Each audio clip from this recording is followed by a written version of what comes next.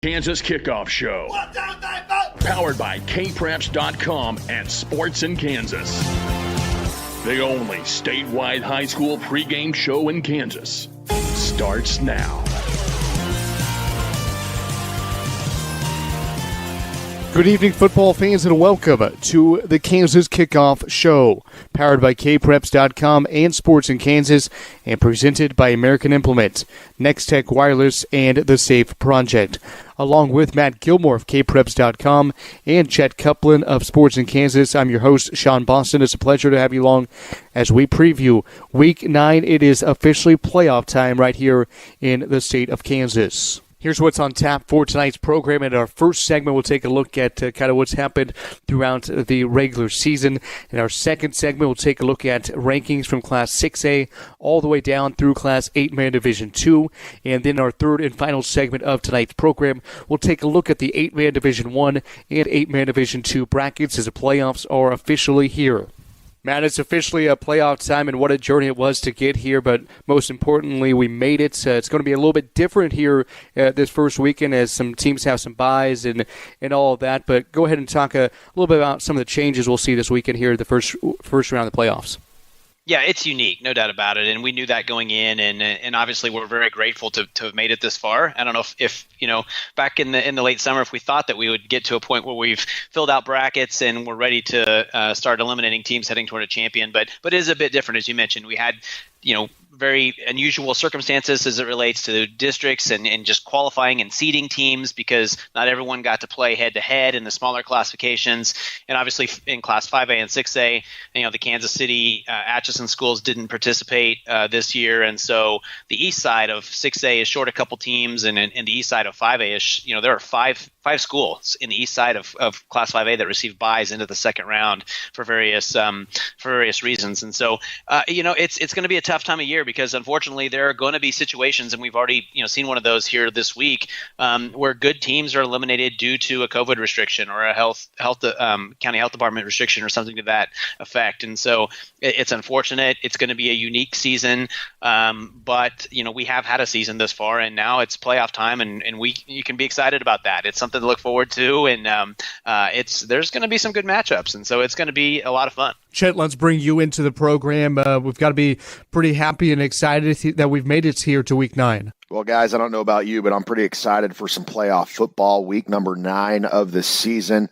So much unknown and uncertainty coming into the year, so I think we got to be thankful that we're even to this point in week 9. I know it's not the same for everybody. Certainly, we've seen teams quarantine, some teams' seasons ending because of quarantine, whether that's been football, volleyball, whatever it happens to be. It's just something that we've dealt with all year, but I think we have to be pretty thankful that we're talking about week 9, that we've had coverage all year and we've had games and things to talk about. So certainly going to be a lot to talk about this week on today's show. Of course, previewing a lot of matchups in the 8-man ranks today.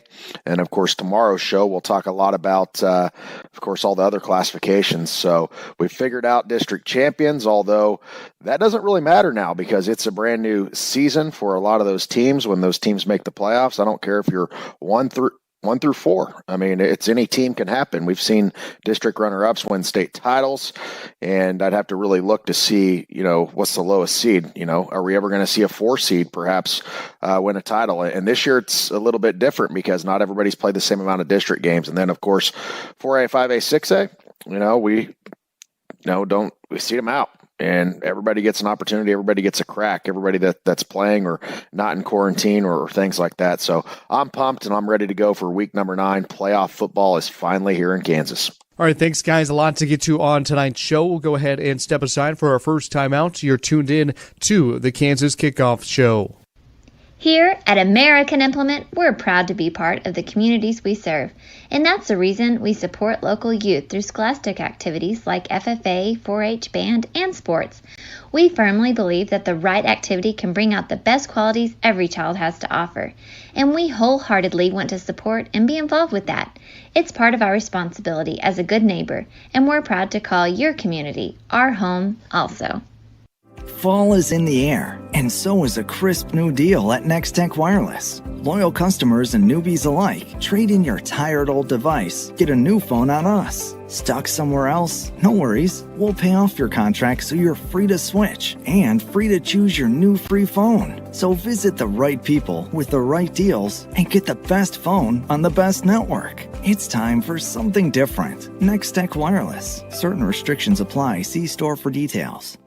Seatbelts Are For Everyone is a proud partner of the Kansas Kickoff Show. Seatbelts are for everyone. When we do our safe observations at our school, almost everybody is on their phone. A lot of students at the school and even adults always need to reply to that text or email or phone call or whatever while they're driving. Having everybody focus on the road would be probably one of the biggest challenges we have. I'd like to see a lot more people pay attention to what's going on. I always do my best to pay attention. I'm not on my phone. I don't think any text message is as important as your life. I think a lot of people are on their phone while they're driving to kind of keep up a social image when really, in the long run, it doesn't matter more than your life or the life of somebody else.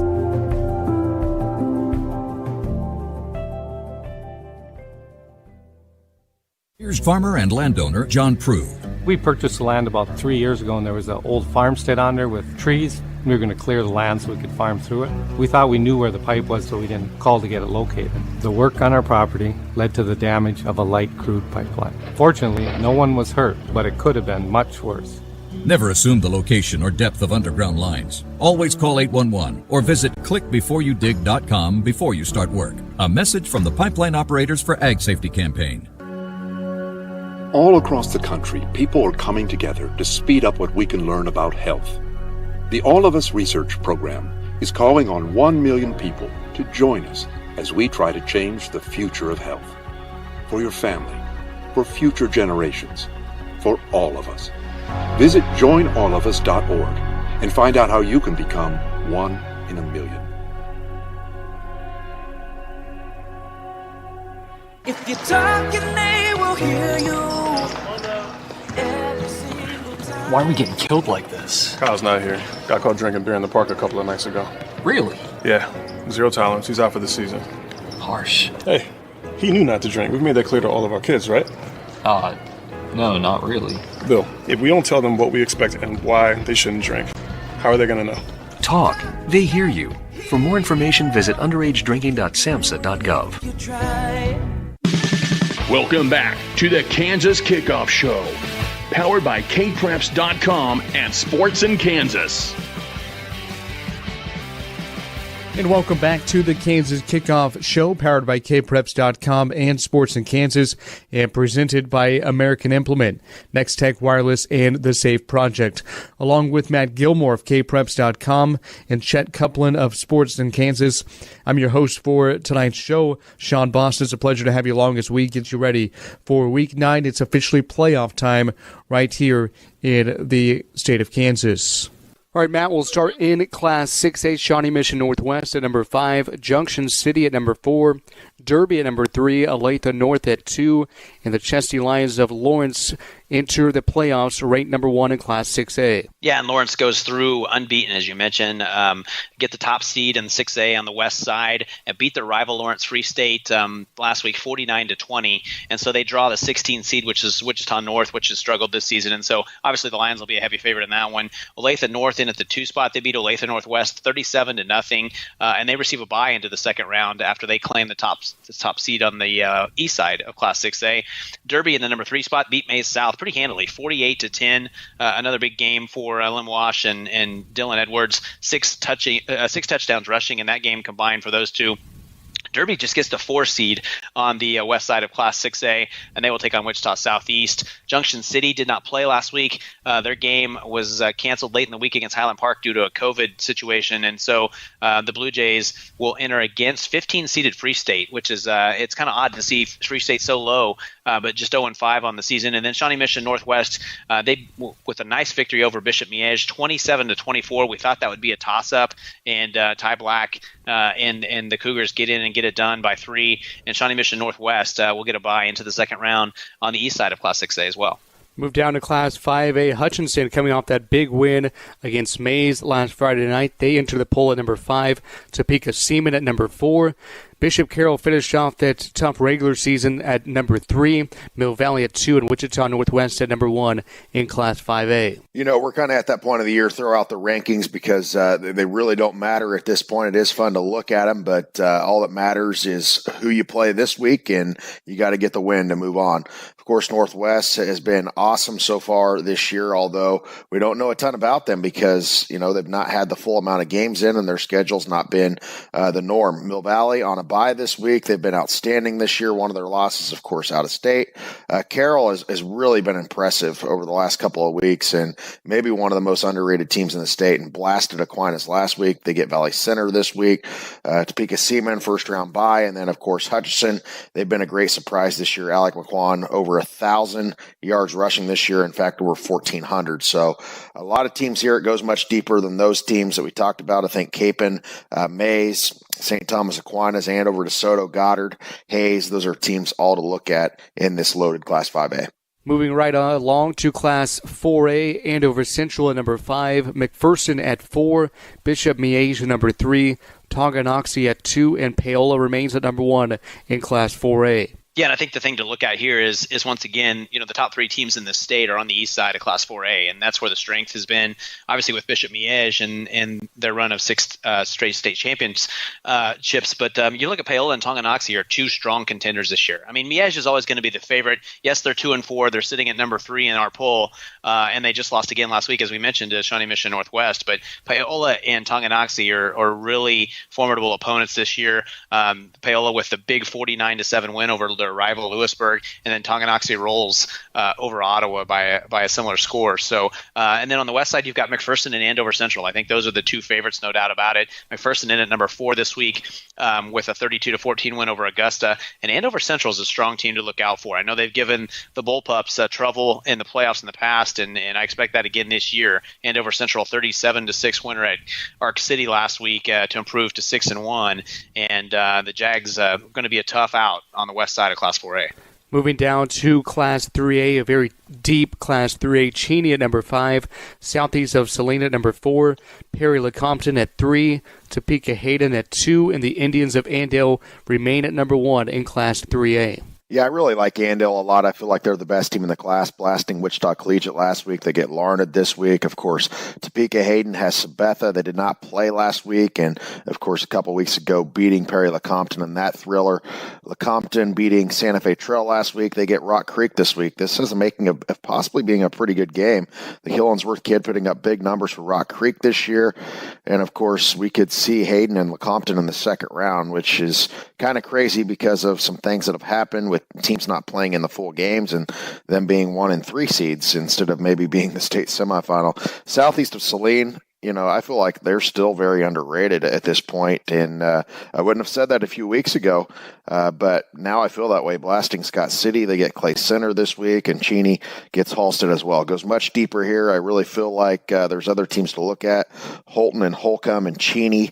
Actually, Cheney, you know, obviously ranked, talked about them, but Columbus, Galena, Frontenac and Galena play in the first round here. I talked about Rock Creek, Raleigh County, Clearwater and Holcomb, a first-round matchup. Man, some really good teams in Class 3A. Very deep, but it's Andale's to lose in Class 3A. Down to Class 2A, Mar Hill at number 5, Garden Plain at number 4, Silver Lake at 3, Hoisington at 2, and unbeaten Rossville tops the Class 2A poll. Yeah, and Rossville, as you mentioned, still number 1. A big 53-0 win over Mission Valley. The Bulldogs get the District 3 title with that win, and they'll host Riverside this week in the first round. Hoisington stays in the number 2 spot despite struggling past Beloit 26-20 in that one. You know, and it's a Hoisington team that is obviously looks like it's the class of the West, although Garden Plain obviously is right there with number 4 as well. But Hoisington will open against Ellis, who's just 3-5 this season in the playoffs, in the first round of the playoffs. Silver Lake in the number 3 spot. They handled Pleasant Ridge easily, 51-8. Silver Lake will take on Republic County, you know, a team that had missed a couple of games due to quarantine, but a pretty solid team. So we'll see if the Buffaloes can hang with Silver Lake. And number 4, Garden Plain up a spot, a big win over Leon Bluestem. They will take on Marion this week, and then Mar Hill drops a spot actually to number 5. They beat Riverside 28-14, and basically because they didn't win that game by at least 21 points, it cost them the number 1 seed out of District 4 because they were tied with the same win percentage with Nemaha Central. Of course, those two didn't play because they were supposed to play head-to-head, but Mar Hill had to enter quarantine for that 1 week, and so those two didn't miss their head-to-head game, and that 14-point win as opposed to a 21-point win allowed Nemaha Central's marginal points tiebreak to be a little higher and give the Thunder that district title. But Mar Hill still at the number 5 spot this week, and Nemaha Central just breathing right down their neck right outside the polls. So pretty good group in Class 2A, not as deep as some of the other classifications this year, but some still strong contenders as well. Down to Class 1A, where number 5 Valley Heights just saw their season come to a close on Wednesday due to quarantine. Conway Springs at number 4, Smith Center at number 3, Centralia at 2, and Olpe at number 1 in Class 1A. I really feel like this is top-heavy in Class 1A. Olpe, of course, first-round bye for Centralia, as well as Smith Center and Conway Springs. Conway Springs beating Sedgwick last week, and I really feel like Sedgwick is that number 5 team. And Valley Heights, I think their season perhaps could be over. The latest report that I've been seeing of that, scheduled to play Northeast Armor this week, and other teams we need to look at. We talked about Sedgwick, but I think Oakley and Inman and Linden are other teams to certainly look at. But Centralia, I still feel like maybe they're the favorite, but it could come down to Conway Springs, Smith Center as well. Olpe, all those teams, very top-heavy in Class 1A, and only 28 schools within this classification, so it should be interesting in the playoffs. Down to Class 8-man Division 1, Little River at number 5, Clifton Clyde at 4, Madison at 3, Leota Wichita County at 2, and the reigning state champs Canton Galva at number 1 in Class 8-man 1. Yeah, it's going to be shaping up to be a really good playoff here because you got Canton Galva again. You mentioned just loaded with talent. They take on a Lincoln team that had a really nice season, and they beat Lincoln 70-8. And obviously, a big blowout win there. A huge game for Braden Collins out of the backfield with over 200 yards rushing, 6 touchdowns of his 9 carries. 6 of those went for touchdowns. They will take on Valley Falls in the first round of the playoffs. Leota Wichita County, that huge showdown with unbeaten South Gray, and the Indians pull away and win it 60-12, and that's kind of how they've beaten everybody this season. And they've gone through probably the toughest district in 8-man Division 1 and just handled it very, very easily. They will take on Hill City for a second time this season in the first round. Madison is in the number 3 spot again this week. They beat Central Burden 62-0 to roll to that district championship there. The Bulldogs will host West Elk in the first round of the playoffs. And then Clifton Clyde in at number 4. Again, they did not play due to a cancellation there late last week. They will take on Bennington. And then Little River shuts out Solomon 64-0. The Redskins rank 5th, as they have been for much of the year. They will take on Washington County, a team that's 4-2 in the first round of the playoffs. Our final classification, 8-man Division 2, Frankfort at number 5, Lebo at number 4, Victoria at 3, Hanover at 2, and St. Francis remains at number 1 in Class 8-man Division 2. I feel like St. Francis has been the most impressive team in this class all season long. 7-0. They won their district. Of course, Shadron Blanca, just outstanding this year. I feel like one of the most underrated players in the state. They're against Ingalls this week. Hanover beat Wetmore last week. They're against Osborne. They beat them earlier back in week 4 by 48. Probably not that the same Hanover team, or not the same Osborne team, rather, that we saw in state win a title a year ago. So Hanover, obviously a factor for sure this year on the eastern side. Victoria takes on Norwich all over Otis Bison last week. Lebo has been a really good team this year. Devin McEwen, Kyle Reese, even drop kicked one last week for a field goal in that one, or an extra point. And of course, take on Chatopa. They're into the playoffs for the first time in 6 years. Frankfurt didn't play. They have Lakeside Downs as well. So I think St. Francis and Hanover, and then there's other multiple teams we can talk about, but I'd be shocked to not see St. Francis and Hanover in a state title matchup in 8-man Division 2. All right, thanks, guys. A lot to get to on tonight's show. We'll go ahead and step aside. Time out. You're tuned in to the Kansas Kickoff Show. Welcome back to the Kansas Kickoff Show, powered by kpreps.com and Sports in Kansas.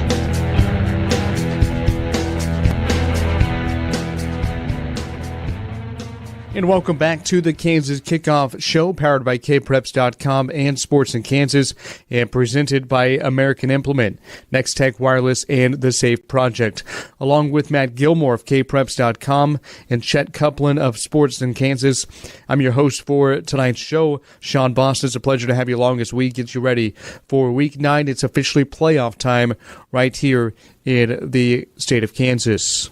All right, Matt, let's go ahead and take a look at the 8-man Division I bracket. We'll start on the east side. What catches your eye? Yeah, a lot of good matchups on the first round on the east side, but I do think that most of the top seeds should advance in this one. I don't really see any upsets just looking at this initially. You know, you look at the top of the bracket and you've got unbeaten Sedan, the district champ out of District 1 there.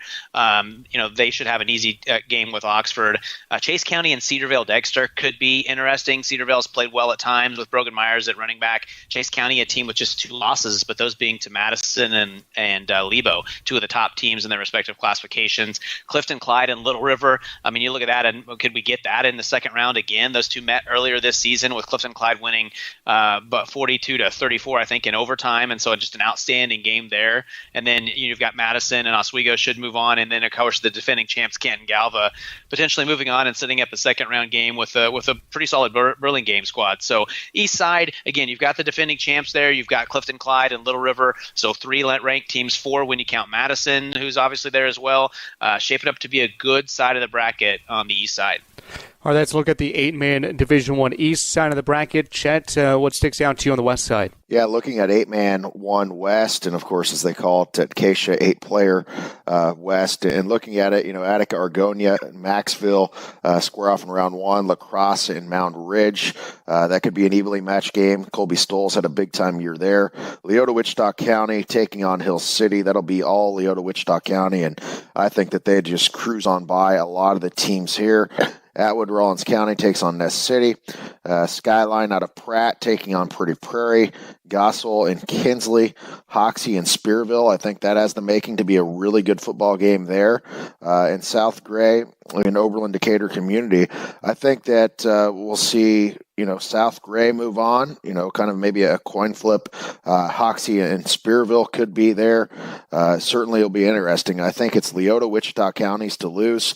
And then, of course, they played South Gray here in recent memory, and, of course, all over them. And a very good year by Aaron Skidmore of their program. And some solid players overall in this 8-man Division I. So, if I had to pick who would be in the state championship, I think that, Canton Galva, I think that they're going to be playing Leota, Wichita County in a state championship. However, their path may not be quite as easy because we could see them meeting up with Madison in a sectional matchup on November 13th. So certainly going to be interesting as that. I feel like the East this year is actually a little bit stronger than the West that I just talked about. So certainly going to be a fun year in 8-man 1. And then, of course, St. Francis is down to 8-man Division 2. So that opened up some things a little bit on the West because all of a sudden then maybe you have a rematch like we did last year with St. Francis beating Leota to get to that state title game where, everybody thought that they were going to win the whole thing up 36-0 in the second quarter. Then the crazy comeback in Canton Galva to win 66-36. All right, let's move to Class 8-man Division 2. We'll start on the east side of things. Chet, we'll stick with you. What sticks out to you on the east side? We have a lot of teams here in kind of unfamiliar territory, at least in recent memory, and maybe some time for some upsets here, but certainly some good teams on the 8-man 2 East. I know Colony Crest has been a nice surprise in Southeast Kansas. It was not long ago they were on a losing streak. However, I don't think their schedule is that great down in that league in that area this year. They take on Wakefield, so you can't overlook any of these teams. Hartford and St. Paul, round 1 matchup, of course, Hanover and Osborne. Osborne winning a state title last year, but that is not the same Osborne team.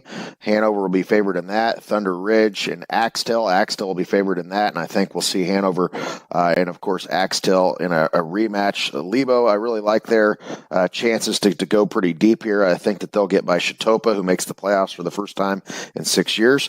Waverly takes on MDCV, Maristacine Valley. I think Waverly moves on in that matchup, setting up a matchup against Lebo. St. John's, of course, Tipton won their district this year. They're against Onega, and I think Frankfort could move on as well. So it'd be interesting. I think that potentially we could see a matchup with a Lebo team taking on, I think, Hanover. I think we're going to see Hanover and Lebo in the sub-state here, and it should be interesting for sure as we look at this 8-man Division II. But I think everybody's eyes more so are maybe set out west on a team out there that will kind of jump off the page that Matt will certainly talk about.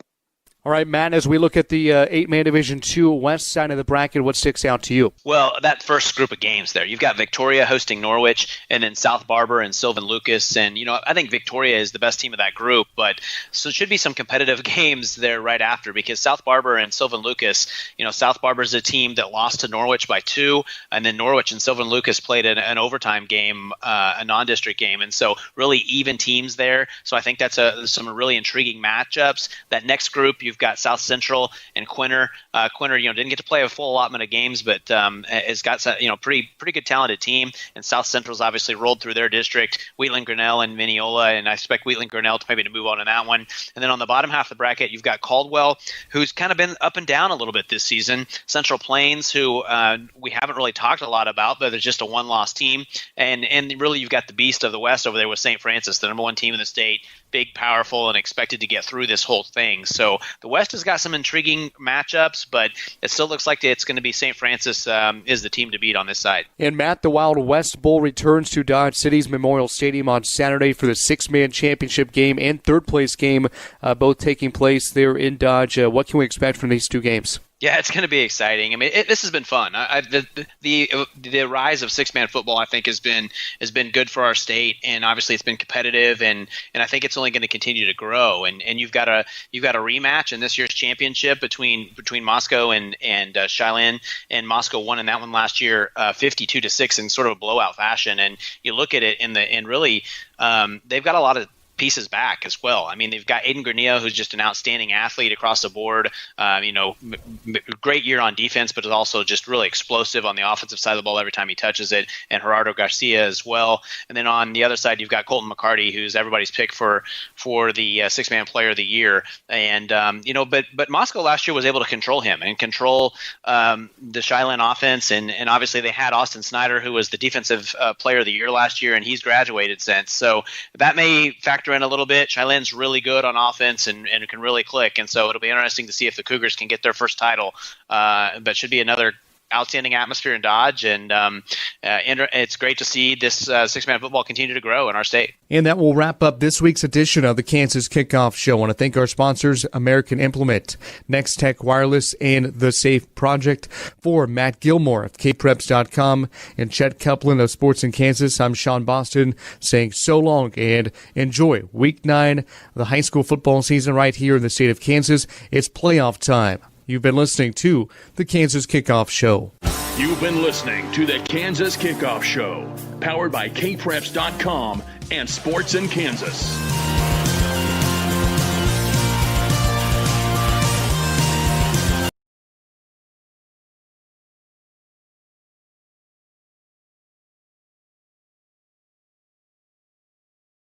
Pre-game show for this Friday night, where it's time for playoffs, Dan, and here we are. Gowan Stadium gets set for another exciting football game, this time against Newton again. We just played them a few weeks ago. It's a great night for football. And we've kind of danced away from the cold weather we had earlier in the week.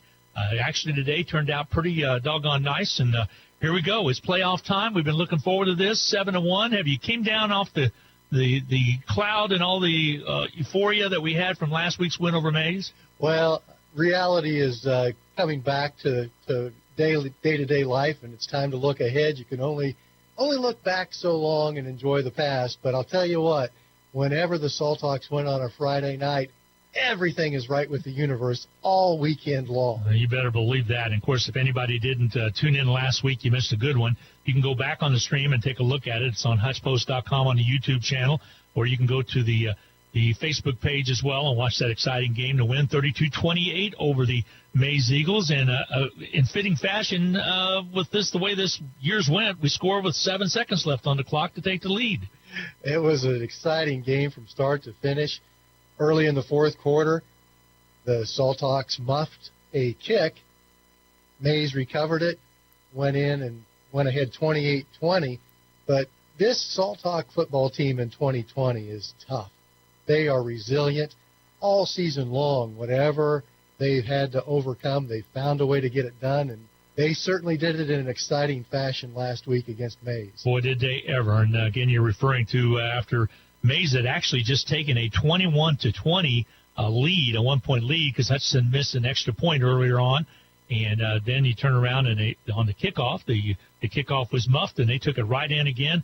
And that's with about 8:26 to go in the ball game. And then Hutchinson was able to come down the field and made some things happen and made it very exciting. With 3:44 to go, Jalen Barlow was able to take it in for 21 yards out to tie that ball game. Well, to have the opportunity to tie the ball game up. It was 28-26. 2-point conversion failed, and that's where we stood. And that set the heroics then by way of several things happening. The Stars had a line, and boy, did they ever. The Stars had a line to get the onside kick that was perfect, and absolutely perfect. And then you get the 3rd down and 9 catch by Zach Hogan that was outstanding. And then after that, I think both you and I both knew, okay, they're going to score. It's just a matter of when they're going to score. Took it down, and this call right here was 7 seconds remaining to go. Actually, the play took place with 9 seconds to go in the game. And this is what it sounded like. 9 seconds remaining to go in the ball game. This possibly for the Ark Valley Chisholm Trail League Division I championship. McEwen, the fullback. Thompson up under center. The quarterback sneaked by Thompson. He's in. Touchdown, Hutchinson. Salthawks take it in from 1 foot out to take the lead 32-28. That was Miles Thompson taking it over with the dive. And as Coach talked on the postgame, that's called cars. And it's what the sneak is. And he just about all he had to do was dunk it, but he just reached out quickly with his hands and put that ball right across the goal line. And Hutch had that lead at 38-28. And then all they had to do was hang on for one offensive play for Mays, and Mays was not able to score. The Ark Valley Chisholm Trail League Division I championship is Hutchinson. And the number 2 seed in 5A in the West for the playoffs. And again, Hutchinson overcame 3 turnovers in the game and a blocked extra point. All of that going against Hutchinson, but yet they never lost faith. They never gave up. They continued to battle and totally dominated the time of possession battle between the two teams. Hutchinson had the ball almost the entire fourth quarter. Everybody contributed, both defensively and offensively. Really, truly did in this ball game, because you look, McEwen had another great game with 149 yards. He had big plays. Jalen Barlow had big plays. Zach Hogan had big plays. Anthony Blackwell had big plays. Miles Thompson was right on the money to Peterson with the pass to Trayton Peterson on a couple catches out there. And then the defense, Hoover had a great game. Several others. Hackney had a big game, and along with Hennahaw, and I mean, I know I'm leaving some out, but everybody really played a big part of this. The offensive line was outstanding in this ball game. They did a great job. They really were. And don't forget Alejandro Martinez with the placement of that onside kick with 3:44 to play. Couldn't have done it any better. Have you ever tried an onside kick? It's not easy to do. It's much harder than it looks. And he placed it absolutely perfect. And also, Alejandro was also kicking on extra points. We had the one that was blocked. And because Carter Boo had been hurt earlier in the week with soccer match, and we're not sure if we're going to have him back or not, but he's about the only one that we're kind of questionable. But everybody contributed. What a great team win it was the other night. And I commented to somebody, I've been doing this a long time now, and I maybe have had 4 games that I look back on and say, boy, that was fun to do. And 2 of them have been in this football season already with the Salthawks, and one of them was the other night. So I look back on the 2017 national championship that Hutchinson Community College won, and then again these 2 football games, the Mays South game and then this Mays game, one of the most exciting I've been involved with as a broadcaster. That is saying something, because you've been doing this quite a number of years, my friends. What year is this for you doing This is 36 overall for me, 23 here at Hutchinson, and again only the last couple of years with doing football, because the longtime voice Rusty Hills retired. Is doing football. He did football. I did basketball. That's how we kind of worked it out. And so glad to be able to sit in the chair that he warmed up nicely for me. And it's been this season has just been extraordinary. and we still have a lot of football left, including this game tonight.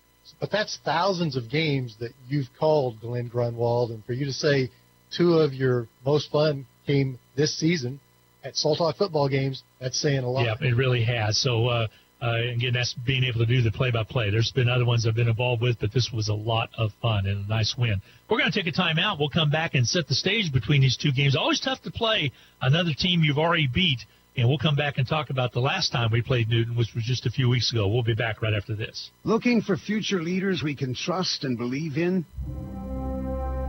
Look no further than the high school student athletes right here in Kansas. High school sports teach young people how to be effective leaders. It begins by making their grades and being on time for practice.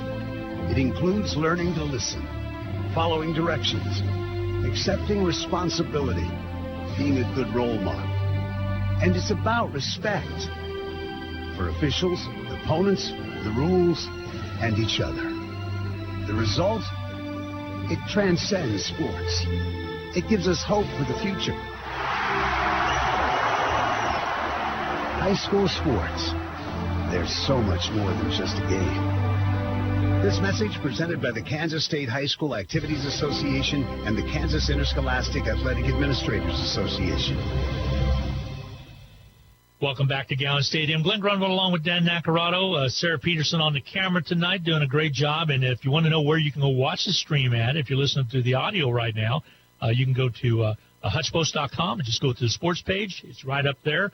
That will link you either to the Facebook page that we have set up for Hutch South Hawk Sports, and that's on Facebook, or you can go to hutchpost.com on the YouTube channel for hutchpost.com. Easy way to watch it. You can also listen to us by Alexa. You can listen to us by, again, going to kwbwradio.com and just click on the listen microphone and be able to listen that way, or various other ways. A lot of people are putting them on their big screens at home, being able to go through Google Chrome or go through a Fire Stick or Roku or some way like that. Just go to your YouTube and just type in hutchpost.com. It's a great idea. Sarah is doing such a wonderful job with the camera work. It's fun to watch. She's not a kid anymore. She had a birthday this last week. So anyway, Joe's Blake will be on the sideline as well. It's fun to talk to those two kids last week. Let's talk about this Newton game. Newton is probably one of the more dangerous opponents that we could sit there. They're probably at 2-6, and they've had two back-to-back wins, one by 1 point, and the other a pretty good shellacking of campus. The other one was the win over Salina South, 42-41. That was exciting. They hung up 42 points the last two games, and guess what, Dan? They scored 42 when they played us. That's a team that can move the football and put points on the board. It's going to be an extremely entertaining game again tonight.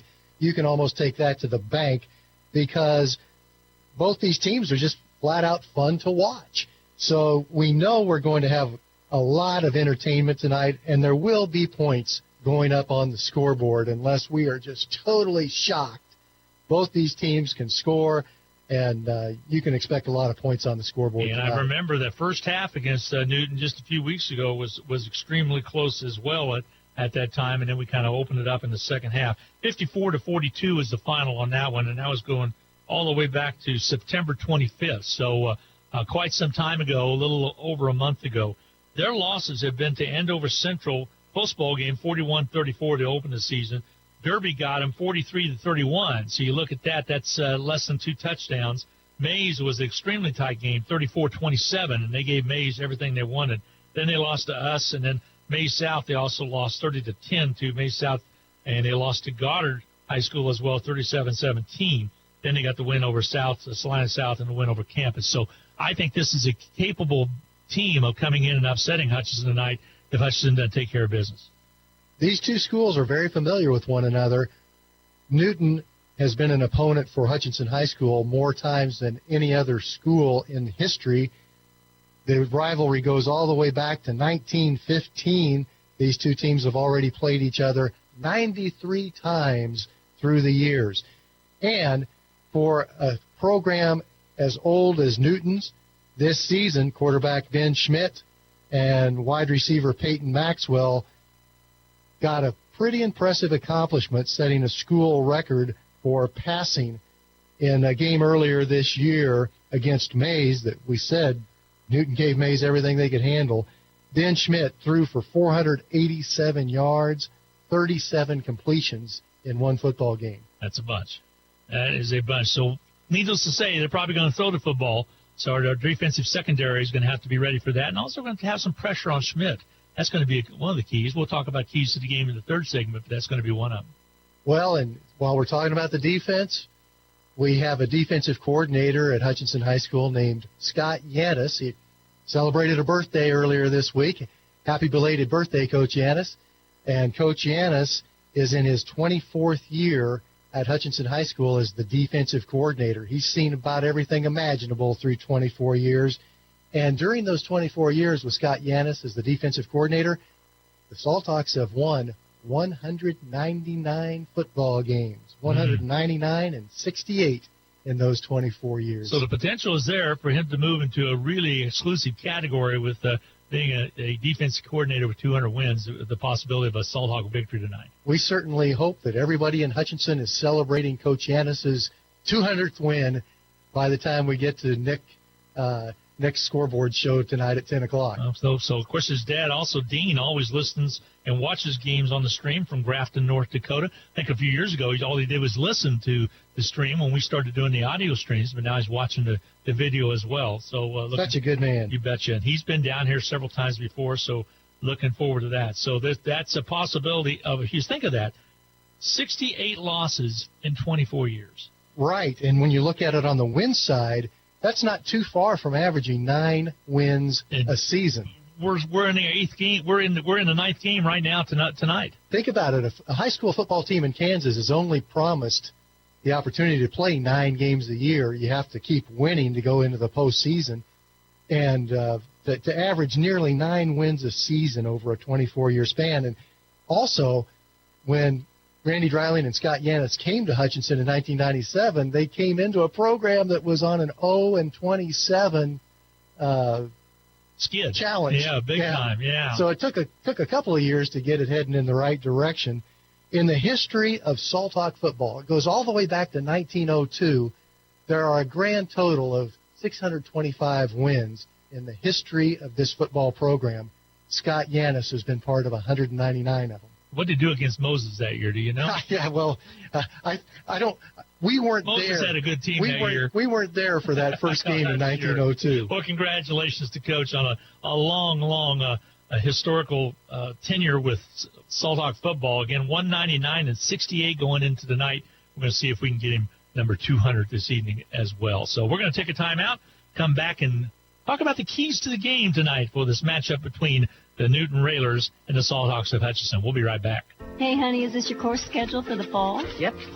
Let me see here. English, good. Chemistry, trigonometry, excellent. World history, I love world history. Baseball. Wait, baseball? Baseball isn't a course, honey. Well, sure it is, Mom. High school sports are about so much more than winning and losing. They teach lessons that can't be taught in a classroom, like accountability and self-discipline, the value of teamwork. I may not be earning a grade, but I'm learning how to compete later in life. Isn't that what getting a good education is all about? Yes, of course it is. I was just testing you. What can teenagers here in Kansas learn from participating in high school sports? Plenty, as it turns out. That's why they're called education-based athletics. High school sports. There's so much more than just a game. This message presented by the Kansas State High School Activities Association and the Kansas Interscholastic Athletic Administrators Association. That's about the poorest keys to the game sound I could think we could ever hear there, Coach. So it's time to talk about the keys to the game with Dan Nacarado. And Coach Nacarado, what does Newton have to do to stop this potent Hutchinson running attack? Well, that's been the challenge for Newton. They give up 37 points a game this year, and that's why you look at their offense and you're thinking, my goodness, how can the Railers not have more than 2 wins this season? They come into this game 2-6. The problem has been they have not been able to stop very many of their opponents this year, and when you're giving up 37 points a game, it's tough to get more than a couple of wins. And also their offense is pretty darn good when they had the football as well. What does Hutch have to do to stop that offense? Well, you mentioned it earlier, Glenn, in this pregame show, and you're 100% right. Their secondary is going to have to be sound. And, one of the things talking to Coach Yanis about defense and how it's changed through the years, he said 20 years ago, it was pretty much stop the other team's run game. Most high school teams wanted to run the ball between the tackles. And through the years, the game has changed to where you have to defend sideline to sideline, and they go down the field with the passing game, so you just got to cover a lot more ground defensively. So that secondary and the linebackers, they're going to have to be very mobile tonight for the Salthawks, and occasionally the defensive line is going to have to get some pressure on Ben Schmidt to hurry him into some throws that give maybe an opportunity for an interception or two. Hutchinson this year has been a big second-half team. We trailed or been tied in many contests. We trailed a lot in the first quarter, but we get her done in the third and the fourth.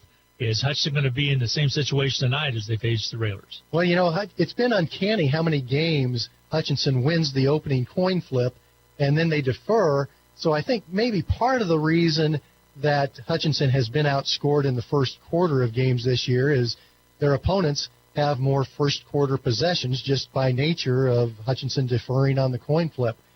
But with that said, you would like to see the Salthawks change that trend a little bit tonight and jump out to an early lead and never look back. However, one thing you can count on is the Railers will put some points on the board, whether it's the first quarter, the second quarter, or whenever. They're going to put some points on the board. Point differential in the ball game for Hutchinson. We've really had some close ones, a couple 1-point wins early on in the season over Garden City and over Mays South, and then you had the 4-point victory against a very good Mays team. So Hutchinson finds a way to come from behind, finds a way to have that resiliency and make some things happen. I've been impressed this year with the lack, and I'm going to knock on wood, lack of penalty yards that have went against Hutchinson. And also we've had some turnovers, but when we need to have the football, we haven't turned the ball over with some teams. That's right. And again, the defense, even if they've been put in a tough position a couple of times this season with their opponents getting to start drives in Hutchinson territory, the defense seems to come up with a 3-and-out in those type situations, which is huge to pick up the offense if the offense does happen to turn it over. It's really been a fun year. What's been the difference between this year and the last couple of years from your opinion, Mac? I think those last couple of years, there were a lot of investments made in terms of getting things on track in the weight room, getting these young men stronger, but it's also a mental toughness issue. This year, there's some maturity, especially on the defensive side of the ball. A lot of starters returned this year. You have 30 seniors on this year's football team, and they've provided excellent leadership. And then let's not forget about the addition of Miles Thompson to this Salthawk football program has made such a huge impact, not only with his athletic ability at quarterback, but with his decision-making and with his leadership. Yep, really has. And also the addition of Trayton Peterson, we forget that he didn't come out for football last year. He's been a big target for Miles to be able to go to. Pretty sure hands there at a wide receiver spot. He's done well, and also other players have done well as well. But I agree with you. Leadership with Miles has been outstanding, and I think the team looks to him to be their leader in the same way they look to Jock Hopper on the defensive side. Absolutely, and David Waymeyer is a senior this year. He's provided great leadership. And let's not forget about Alec McHugh and Jalen Barlow. And yes, exactly. It takes a whole team, and they've done a heck of a job. Jonathan Fan at right tackle has been a real anchor on that offensive line. Well, the Hutch High Choir's getting set to sing the national anthem, the Star Spangled Banner, coming up in just a little bit. So we're getting set to get going. Joe Blake will check with him on the sidelines. A better day than it was a few days ago here in the Salt City. So we're looking forward to a ball game. Let's get it going, Coach. Let's hope that Coach Yanis can pick up that milestone victory of 200 tonight. That will be outstanding. Kickoff just around the corner. That's going to wrap up this week's edition of the Salthawk football game. Thanks for joining in. We'll talk to you next week. We'll hope so after Salthawk victory. We'll be back after this. Thanks for listening to the Hutchinson Salthawk football pregame show. Join us 30 minutes prior to each and every Salthawk game, each week throughout the entire football season. Kickoff is just minutes away, so stay tuned, and thanks again for listening. I loved playing high school sports. I loved the competition, the camaraderie, the bands, the crowds, all the pageantry, and I wanted to keep playing. But I graduated. No colleges called, and neither did the pros. So, to stay close to the game I loved, I decided to become a high school official. You know, a referee. When I played high school sports, I learned the importance of integrity, good sportsmanship, and respect for the rules. Now as a high school official, I get to help model these same values to others. Maybe the colleges and the pros didn't call, but the kids in Kansas did. And now, I'm enjoying the competition, the camaraderie, the bands, the crowds, and all the pageantry of high school sports all over again. This message presented by the Kansas State High School Activities Association and the Kansas Interscholastic Athletic Administrators Association. It's time for Hutchinson Salt Hawk Sports on BW Radio. This broadcast is brought to you in part by First National Bank, H&R Block, Pools Plus, and the Medicine Shop. Salt Hawk Sports is also brought to you by these Salt Hawk Boosters, Jackson Meat, Wynn Insurance Group, and Summit Surgical of Hutchinson. Sideline reports brought to you by Jackson Meat and Papa John's Pizza. Now your host for Salt Hawk Sports, Glenn Grunwald. Hi, everybody, and welcome to Gowan Stadium. It's time for some Salt Hawk football, playoff style this year, as Hutchinson gets set to take on the Newton Railers. Glenn Grunwald, your host tonight. So glad to have you along on this beautiful Friday evening, and it's going to be a good night for football. Matter of fact, it's a beautiful night for football. Come on now, let's get it exactly right. It's a great night for football. That's true. I was chastised last week by not letting you have that on your own by somebody. You just pay me royalties. Exactly. It is a great night for football, and you know what? It's playoff time, and Hutchinson is at home for the first time in several years in this newly way they've done playoffs over the last couple of years. And they take on a squad that they beat by 12 points just a few weeks ago, about a month ago to be exact. It was on the 25th of September. And they take on the Newton Railers, which are a very capable, although 2-6 team, Dan. They're a dangerous football team. It's a team that puts points on the scoreboard and moves the football in big bunches of yardage. Matter of fact, Joe Blake, our great sideline reporter, just before he went down to the field, he looked up and found that quarterback Ben Schmidt for Newton has now passed for 2,287 yards in 8 games this season. That's an incredibly high passing total and leads the state of Kansas in terms of gaining yards through the air. He's got a receiver named Peyton Maxwell who has caught 1,067 yards worth of passes this year. So that duo is special. That is a special duo, and you mentioned Joe Blake on the sideline. He's on the sideline sponsored by Jackson Meat and Papa John's Pizza. Let's check in with Joe. Joe, a little bit calmer than it was last week, 63 degrees game time temperature. Yeah, definitely a lot calmer of a night, but like you said, it's a great night for football. The wind is going to be moving right to left on your stream. It's about 12 miles per hour. As always in Kansas, it's probably going to have an impact on special teams. Yeah, it could. The flags are just barely whipping in the breeze, but you're exactly right. And, of course, because of the 1,000 deaths this year from COVID-19 in Kansas, the flag at half staff for tonight, and it is through this evening is what the ruling is on that. And, again, you were here for that Newton game, Joe, and your thoughts on how Schmidt can throw the football. Secondary for Hutchinson is going to have to be ready. Oh, yeah, and I think that the Hutchinson secondary is more than ready for it, but Newton does love to move the ball through the air, and they're going to have to be ready for that. But you can't sleep on Forrest coming out of the backfield running the ball. You bet. Joe Blake on the sidelines again. He is a freshman at Cali College down in Arkansas City, Kansas. Sarah Peterson, senior at Hutch High, is on the camera tonight, and we appreciate everything that Sarah does. We got something new. Got a clock tonight, folks, as we have another camera with a clock showing on the stream, so pay attention to that, if you will, as Hutch High is getting set to come through the cheerleader maze where they have the banners for Trick or Treat up right now, and it is, again, tomorrow night, Halloween here in the Salt City, Dan, and, of course, I don't think it's going to be as prominent this year due to COVID-19, but still, it's going to be the 31st of October tomorrow. Well, a lot of young trick-or-treaters are looking forward to it. I don't know if there will be quite as many out tomorrow night as usual, but the weather will be nice, and if they can find a few places to get some candy, they're always welcome to share that candy with us. No doubt. I want to take an opportunity right now to thank a couple people with the Eagle Radio that have made our broadcast possible this year. Normally we kind of do this at the end of the season or whatever.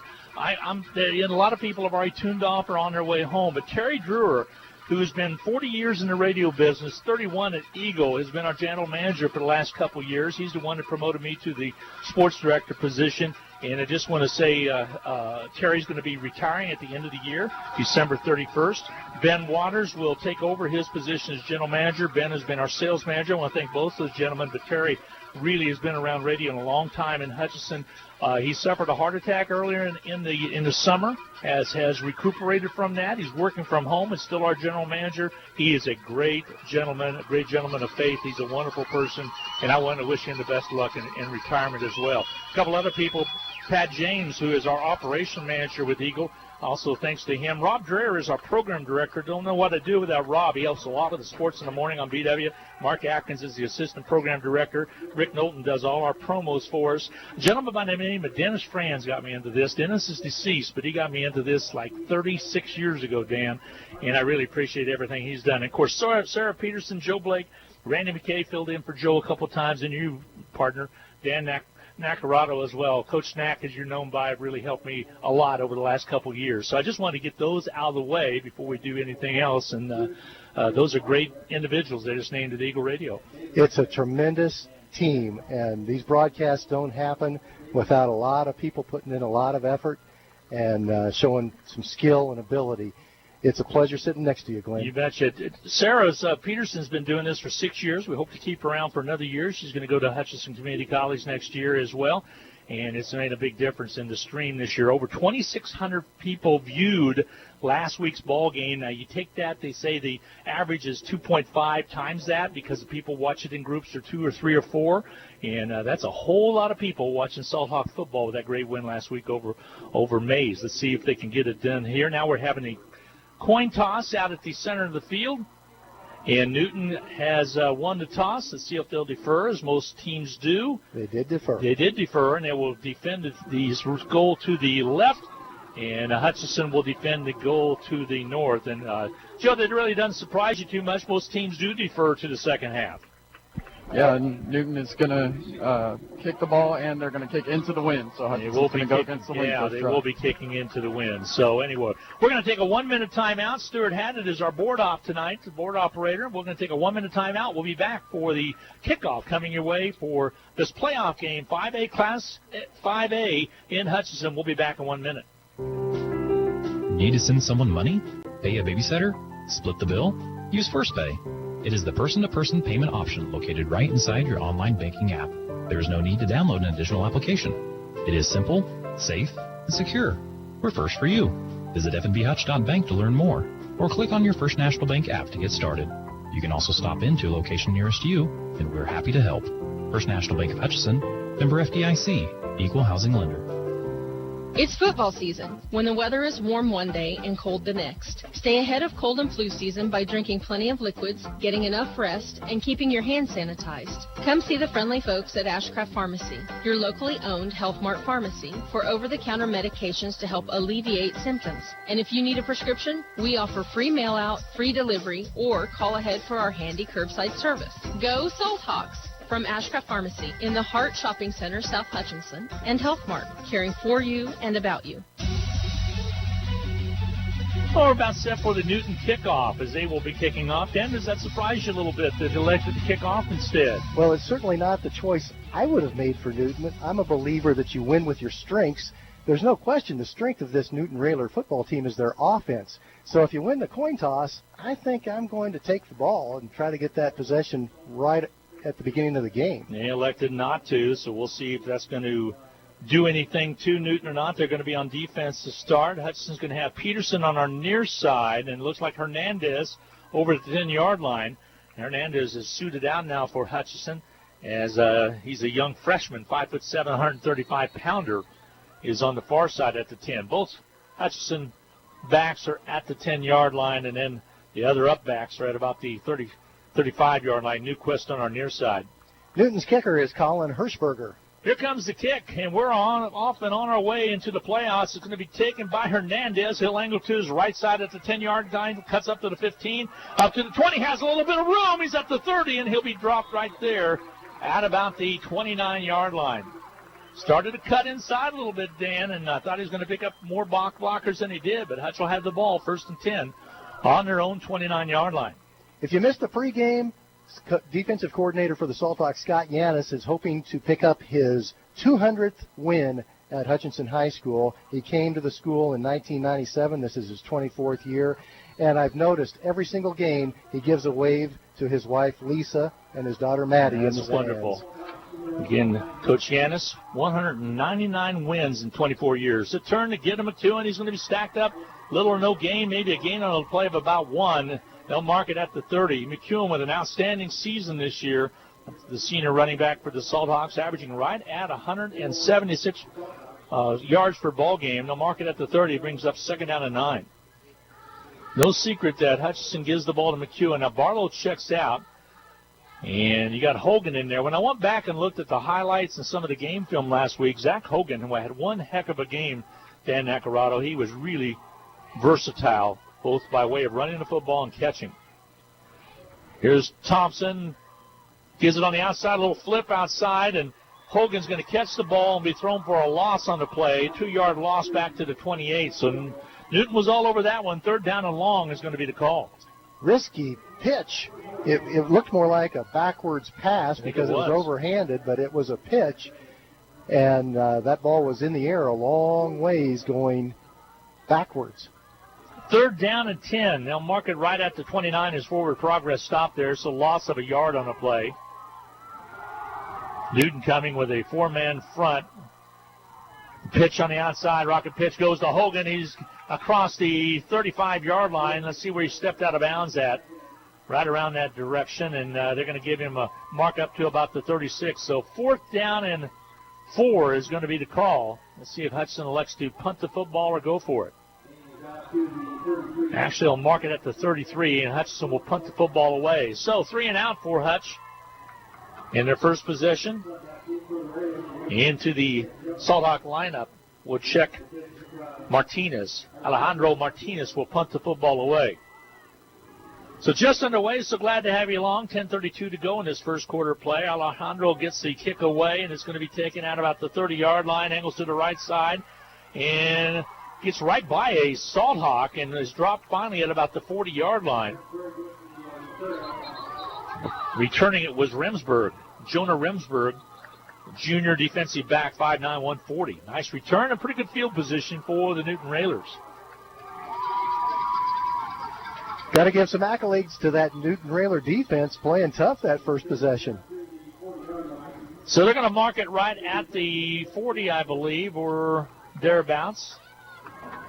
Up to the 42 is going to be the actual marking of the football. And Newton will go to work. Ben Schmidt, quarterback, 6'2", 170. And Joe looked up earlier. He's leading the state in passing. Goes to the air right away. The catch is made out there by Maxwell, and he's going to be ran out of bounds after he gets to the 50-yard line into Salthawk territory at the Salthawk 49.5.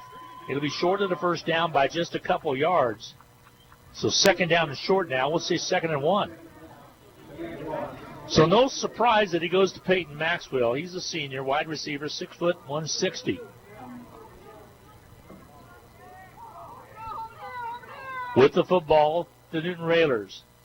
In the shotgun is Schmidt. Clasps the hands, gives it to his running back. First man through right there, and straddles and gets the first down across the 45 successfully. Carrying the football was Kenyon Forrest. He's a good one. On September 25, Hutchinson prevailed 54-42. It was an entertaining game. Hutchinson actually collected 2 interceptions and also recovered a Newton fumble in the end zone for a touchdown. So 1st and 10 Newton at the Hutchinson 42-yard line. Schmidt, the quarterback, clasps his hands, gets it, throws it out on the outsiders. Again, Forrest with the ball has room to run across the 40 down to the 30-yard line. Has the first down inside Salthawk territory at the 30-yard line. Ran out of bounds over there by the Salthawks' Emilio Martinez. Newton's wide receiver, Xavion Martin, what a fantastic downfield block to open up about 5 extra yards on that play for Kenyon Forrest. So the Salthawks right now back on their heels a little bit. Newton with the ball 1st and 10 from the Salthawk 30-yard line. Ben Schmidt, the quarterback. Long snap count, gets it, holds it, throws it on the outside, catch is made, and dropped him right at the 24-yard line. Pickup of 6 on the play, 2nd down and 4 for the Railers of Newton. Just a quick hitter over there on the right side, and pass was low, and it was picked up by the receiver. 2nd down and 4. We were talking earlier today, Glenn, and you said this is a Newton team on a 2-game win streak where they scored 42 points in each game. Yep. They're a team on a mission.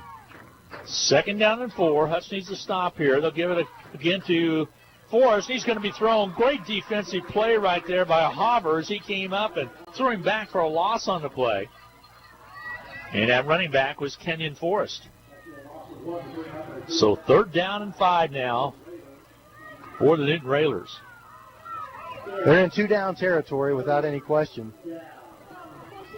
Just underway, no score as of yet. 8:28 to go in this first quarter of play. When I say 2 down, I really mean 4 down. Mm-hmm. We'll go for it more than likely on 4th if they're not successful here. Here's Schmidt, the quarterback. Gets it, keeps it himself around the right side, and he's going to be stopped right at the 25-yard line. Just ran right into a defensive player for Hutchison, was stopped right there. Coming up to make the stop was Ben Patterson. Schmidt actually had room to run, but Ben Patterson was pursuing fast. When Ben Schmidt hesitated to possibly make a cut, Ben Patterson dropped him immediately.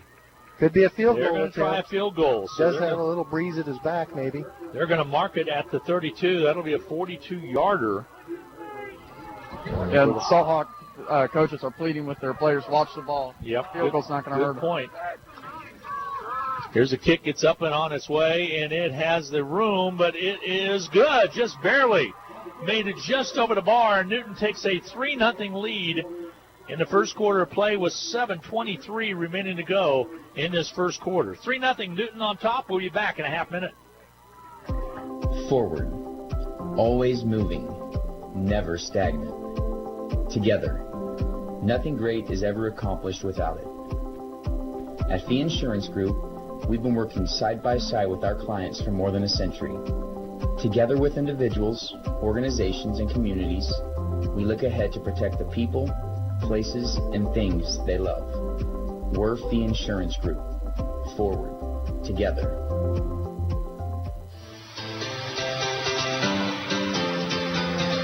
Well, Newton on the board right away. 7:23 to go in this first quarter play. They lead it 3-0, and a nice 42-yard field goal by Hirschberger from way out there. He just barely had the room. He just barely cleared the bar. Matter of fact, I thought for a second it was not going to clear the bar, but it's a 3-0 lead for Newton. So here comes the kickoff, and again you have Peterson on our near side. He'll gather in the ball at about the 4-yard line.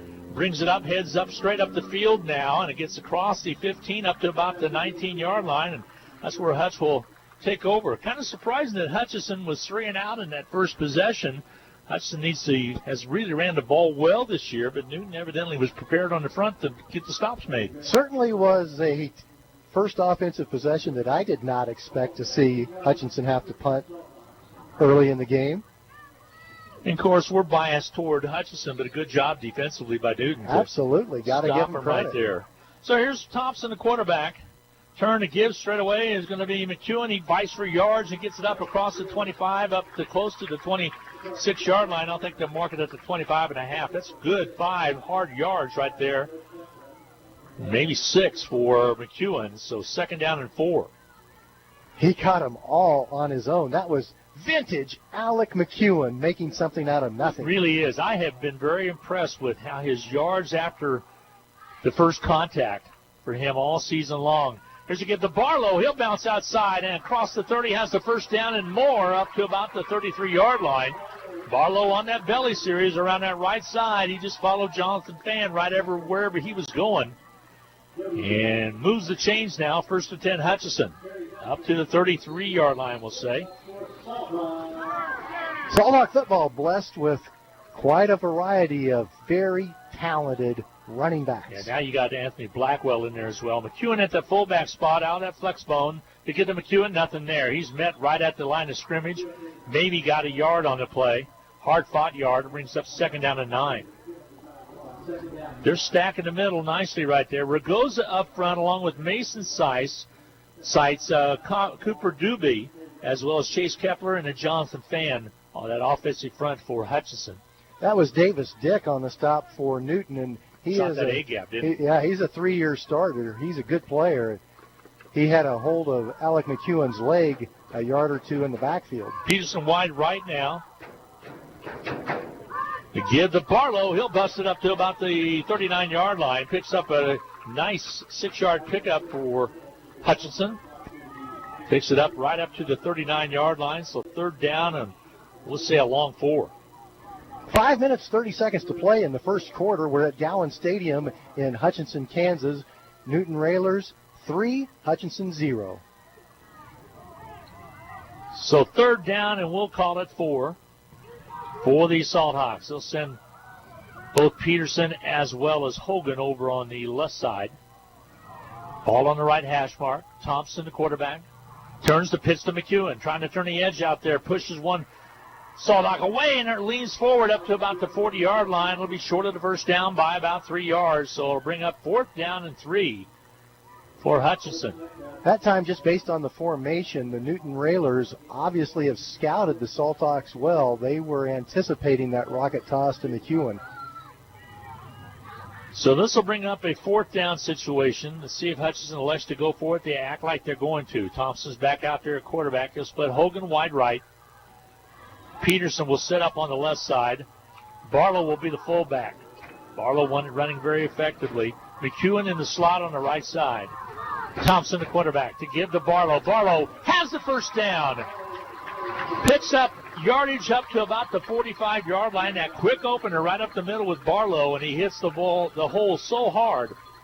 Takes it right up to the 45, 1st and 10 Hutch.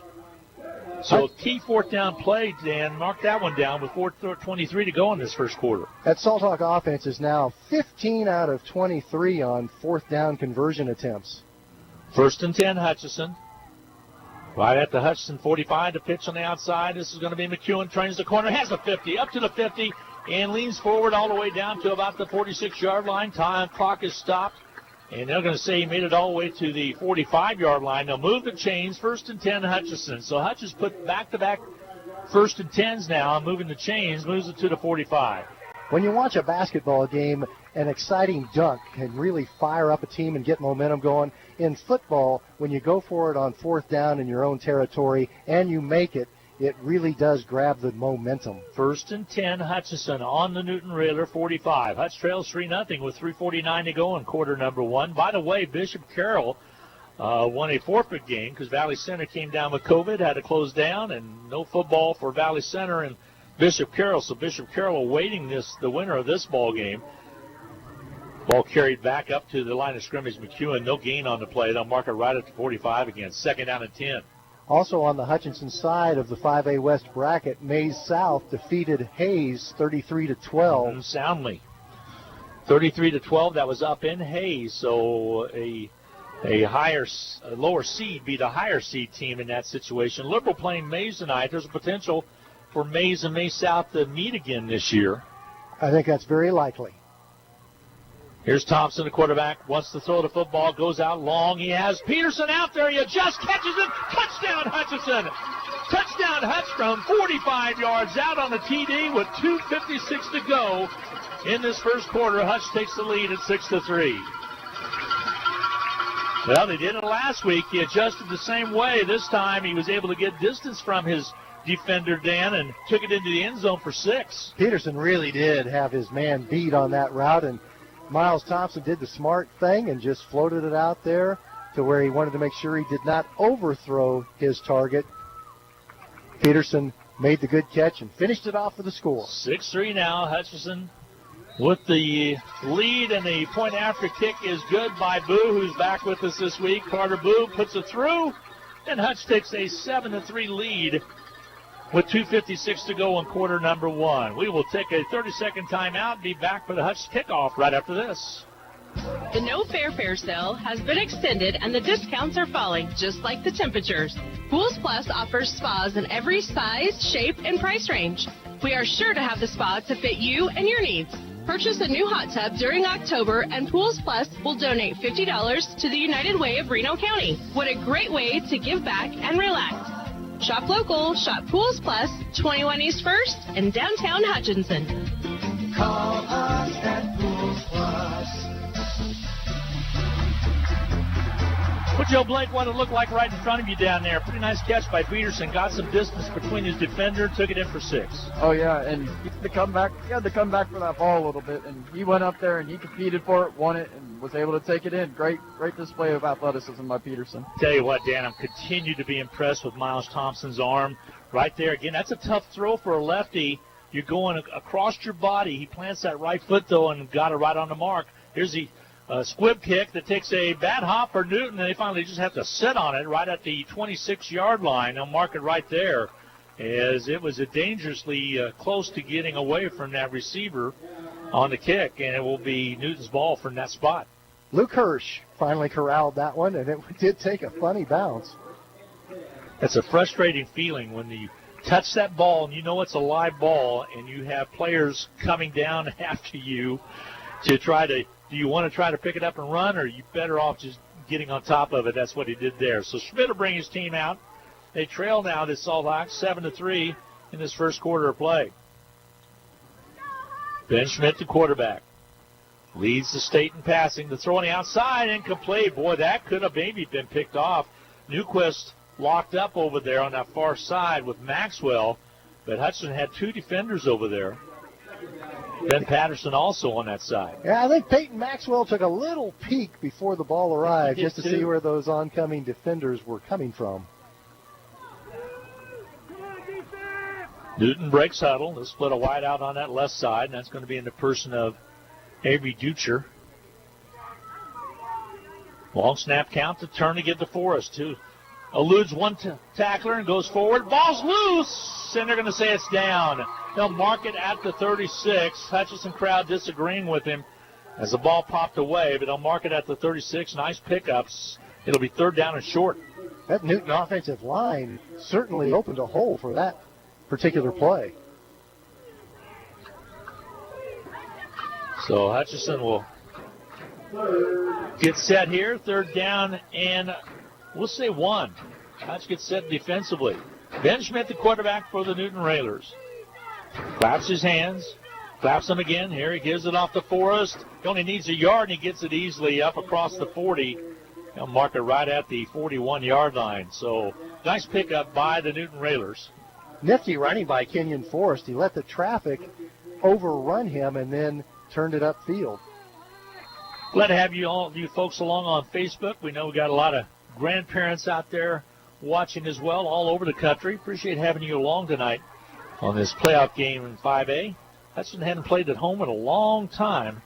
Actually got to go back to 2016. There's a give to Forrest on the outside, and Ben Patterson just about had him, and he doesn't go far. Picks up a couple more yards. Hobber over there to help make the stop. Also coming up for Hutchinson was Mason Weathers to contribute also on the tackle. Well defended. Minute and a half to play in the first quarter. Hutchinson 7, Newton 3. This is Salt Hawk football on KWBW Hutchinson, Kansas.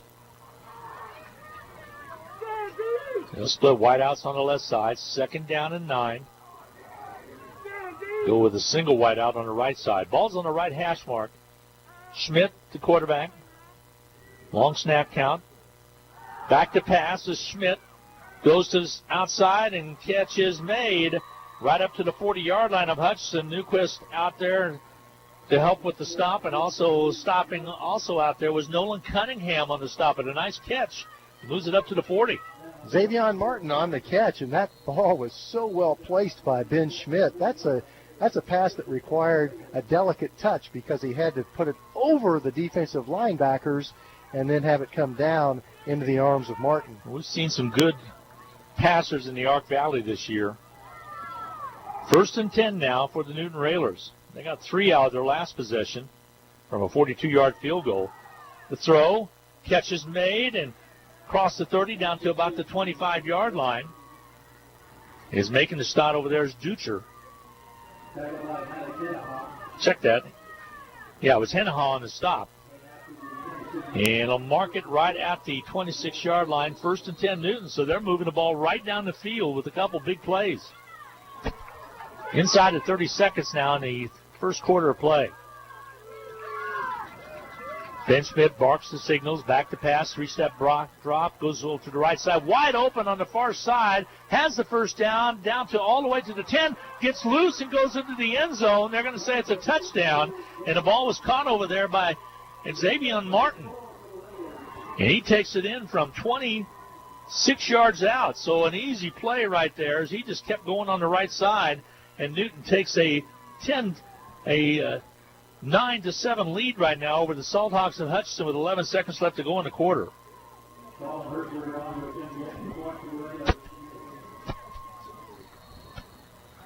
So 9-7 your score. Here's the point after kick. It is up and it is on its way and it is good. 10-7 your ball game. Newton with the lead by 3 over the Salt Hawks of Hutchinson. 11 seconds remaining to go in the quarter. We'll be back right after this. Hutchinson High School Sports is on the air thanks to these outstanding Salt Hawk boosters. Portfolio Recovery Associates of Hutchinson, Dr. Randy Smith of Appalachian Animal Hospital, the Wynn Insurance Group of Hutchinson, Summit Surgical, the Hutchinson Clinic, the Medicine Shop, and Jackson Meat. Hutchinson High School and Eagle Radio Sports thank these Salt Hawk boosters for their continued support of Hutchinson High School athletics.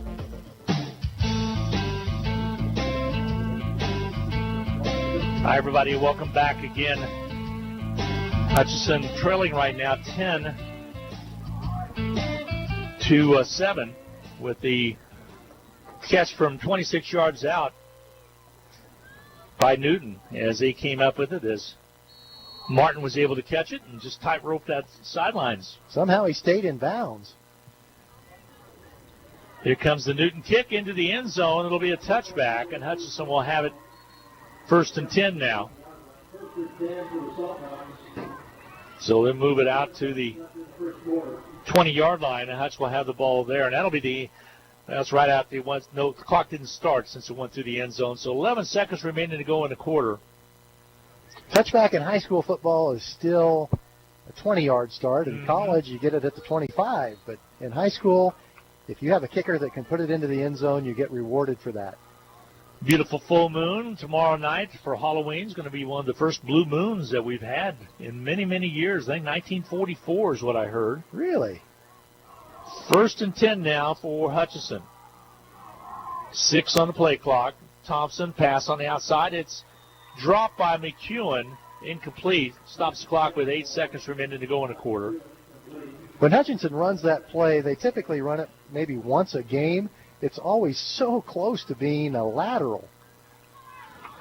Hutchinson not hitting on all 8 cylinders right now, Dan. They've defensively let a couple plays get by them, and also offensively not quite looking as sharp as they have in games past this year. But they've had a tendency to fall behind in just about every game they've played. And they've had some close ones. Turn to give to Barlow. Straight ahead running up to about the 25-yard line. Picks up 6 yards on the play. They'll mark it at the 26. That'll end the first quarter. And that will be the end of the first quarter. Your score at the end of one quarter of play, it's the Newton Railers 10. The Salt Hawks of Hutchinson 7 will return with Hutchinson facing a 3rd down and 3 when we come right back after this 1-minute timeout. Hutchinson Community College and Blue Dragon Athletics are proud to support the Hutchinson Salt Hawks. Whether you're working towards your degree or are a busy working individual with limited time to attend class, Hutch CC has what you're looking for.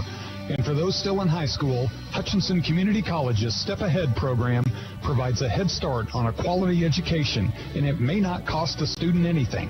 Visit hutchcc.edu or call 888-GO-HUTCH for more details. And good luck this season to the Salt Hawks. Welcome to the Hutchinson Medicine Shop. With the emergence of big business, not only in pharmacy, but all industries, the Medicine Shop is proud to be a thriving local business in Hutchinson. We're so thankful to our customers in Hutchinson, Reno County, and Central Kansas for your support. In turn, we're proud to be a major sponsor of the Hutch High Salt Hawks, as well as other area high schools, the Blue Dragons, Chiefs, Royals, Jayhawks, and Wildcats. You support us, and the Hutchinson Medicine Shop supports local sports. Welcome back to Gallon Stadium. Glenn Grunwald, Dan Nacarado, Sarah Peterson, and Joe Blake. So glad to have you along. They run by Hutchison, close to the first down, trying to get up to the 30-yard line where they've got to go on that run. And it looked like McEwen is going to be just a little short. Fourth down situation, fourth and less than a yard. Dan, it's a iffy here, but it's a high success rate for Hutchinson, though. With a yard to go, Hutchinson has converted first down attempts on fourth down almost every time. So, fourth down and 1 now facing Hutchinson. Thompson, they know that more than likely he's going to lean across. That's what he wanted to do. That's what he wanted to do. The Railers crowded the line of scrimmage, took that away. Play clock down to 7 now. See if he dumps it away or not. He goes to McEwen. He's going to be close to the first down, and I think his forward progress across the 30 is going to move the chain. So they went to the sure hand of McEwen, and he was able to get the first down for Hutchinson.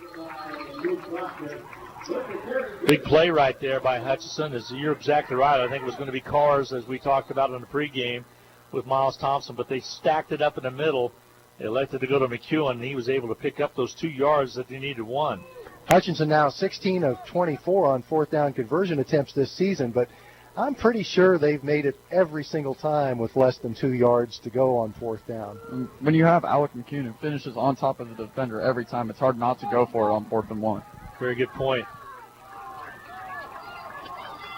All right, here with the football is going to be Hutchinson, the pitch on the outside. And McEwen, he's tossed forward up to close to the 40-yard line, just short of it. A nice 8-yard pickup for Hutchinson. They'll mark it right at the 39. So 2nd down and 2 for the Salthawks. And I like those 2nd down and 2 situations. Gives the entire playbook available to the offense. Got to give Newton a lot of credit. They outplayed Hutchinson in the first quarter of this game. 107 yards compared to 91 yards. And Newton leads it 10-7 with 10 minutes to play in the second quarter. Yeah, clock moving along at 10:05, excuse me. 2nd down and 10 now facing Hutchinson. Thompson, the quarterback, man in motion. He's going to keep it now to pitch out to McEwen. Has it at the 40, to the 45, to the 50, down to the 45, to the 40. Cuts inside, still on his feet at the 30. Trying to get down and cut inside again at the 5. Touchdown, Hutchinson. McEwen with an electrifying run. 61 yards total for McEwen. And much of that was on his way.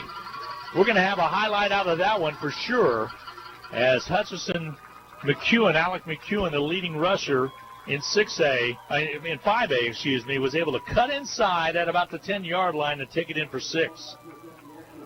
It was a well-designed play and a well-blocked play, but a normal back might have gained 15 yards. McEwen took it to the house. Point after's up and good by Boo, and it is good. And Hutchinson regains the lead of 14-10 with 9:45 remaining to go in this second quarter of play. We'll be back for the Hutch kickoff right after this 30-second timeout.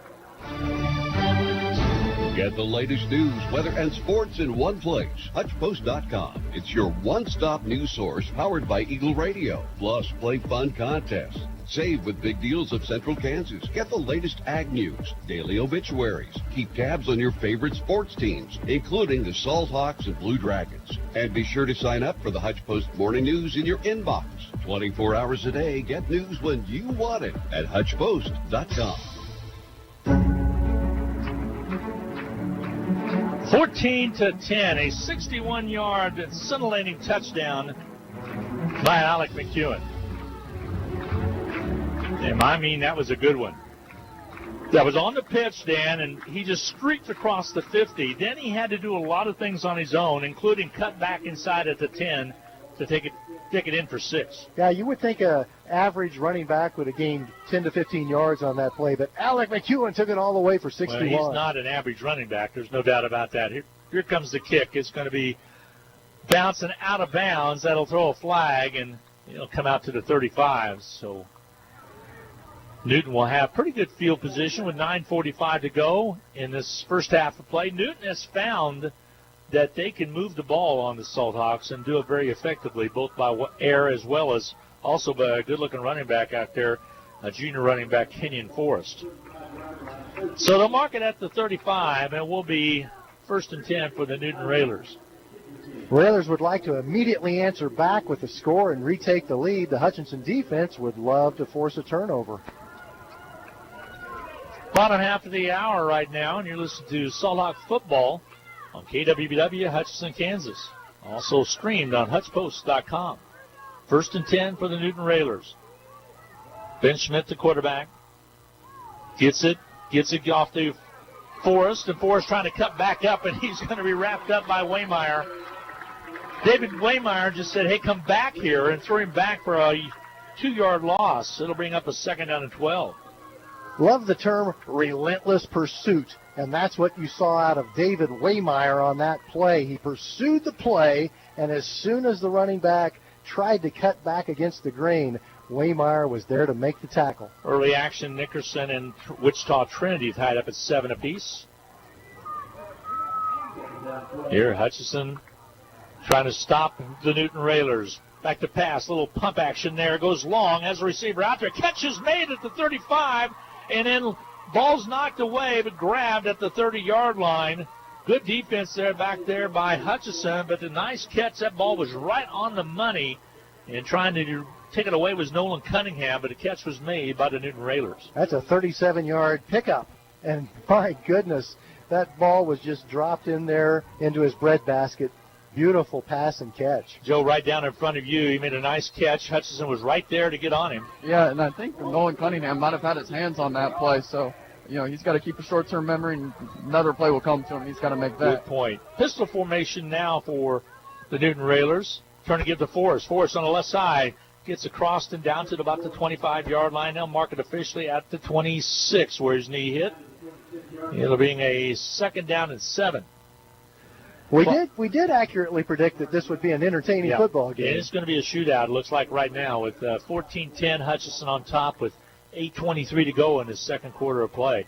When these two teams met the last time, Newton pulled within 28-33, and Hutchinson got a big 81-yard run by McEwen that really kind of sealed the deal late in the third or early in the fourth quarter of play. But this is all new. There's a fumble of the ball, and Schmidt has nowhere to go, and he covers up quickly as he saw coming in quickly was Young, along with also back there was Patterson. Ben Patterson and Young both doubled up to get to him. You were talking about Alec McEwen in that game on September 25 versus Newton. He actually picked up 208 yards and scored 4 touchdowns in that football game. It was huge, but I do remember they pulled within 5, and we were a little nervous, and next thing you know, we had the big lead.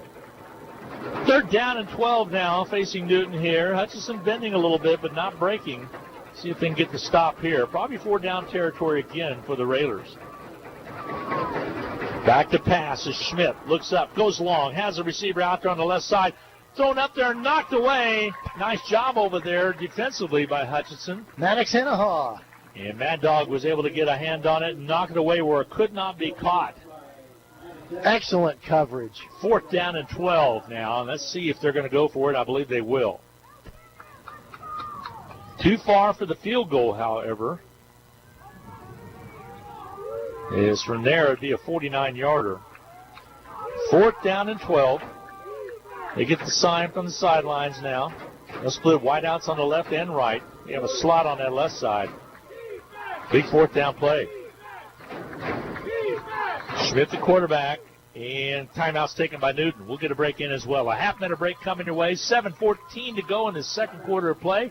Hutch 14, Newton 10. Newton facing a 4th down and 12 when we return right after this. It's time to finish your taxes.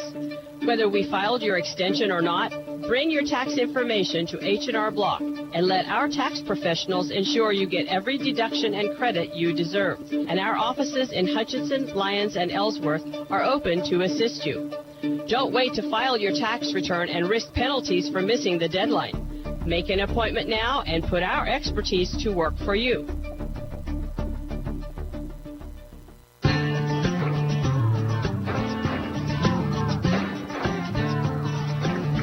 Welcome back to Gowan Stadium. It is 14-10 with 7:14 to go in this second quarter play. Hutchinson with the lead. Newton facing a 4th down and 2. Arch City tied up with Wellington right now. 7-7 tie in the first quarter of play.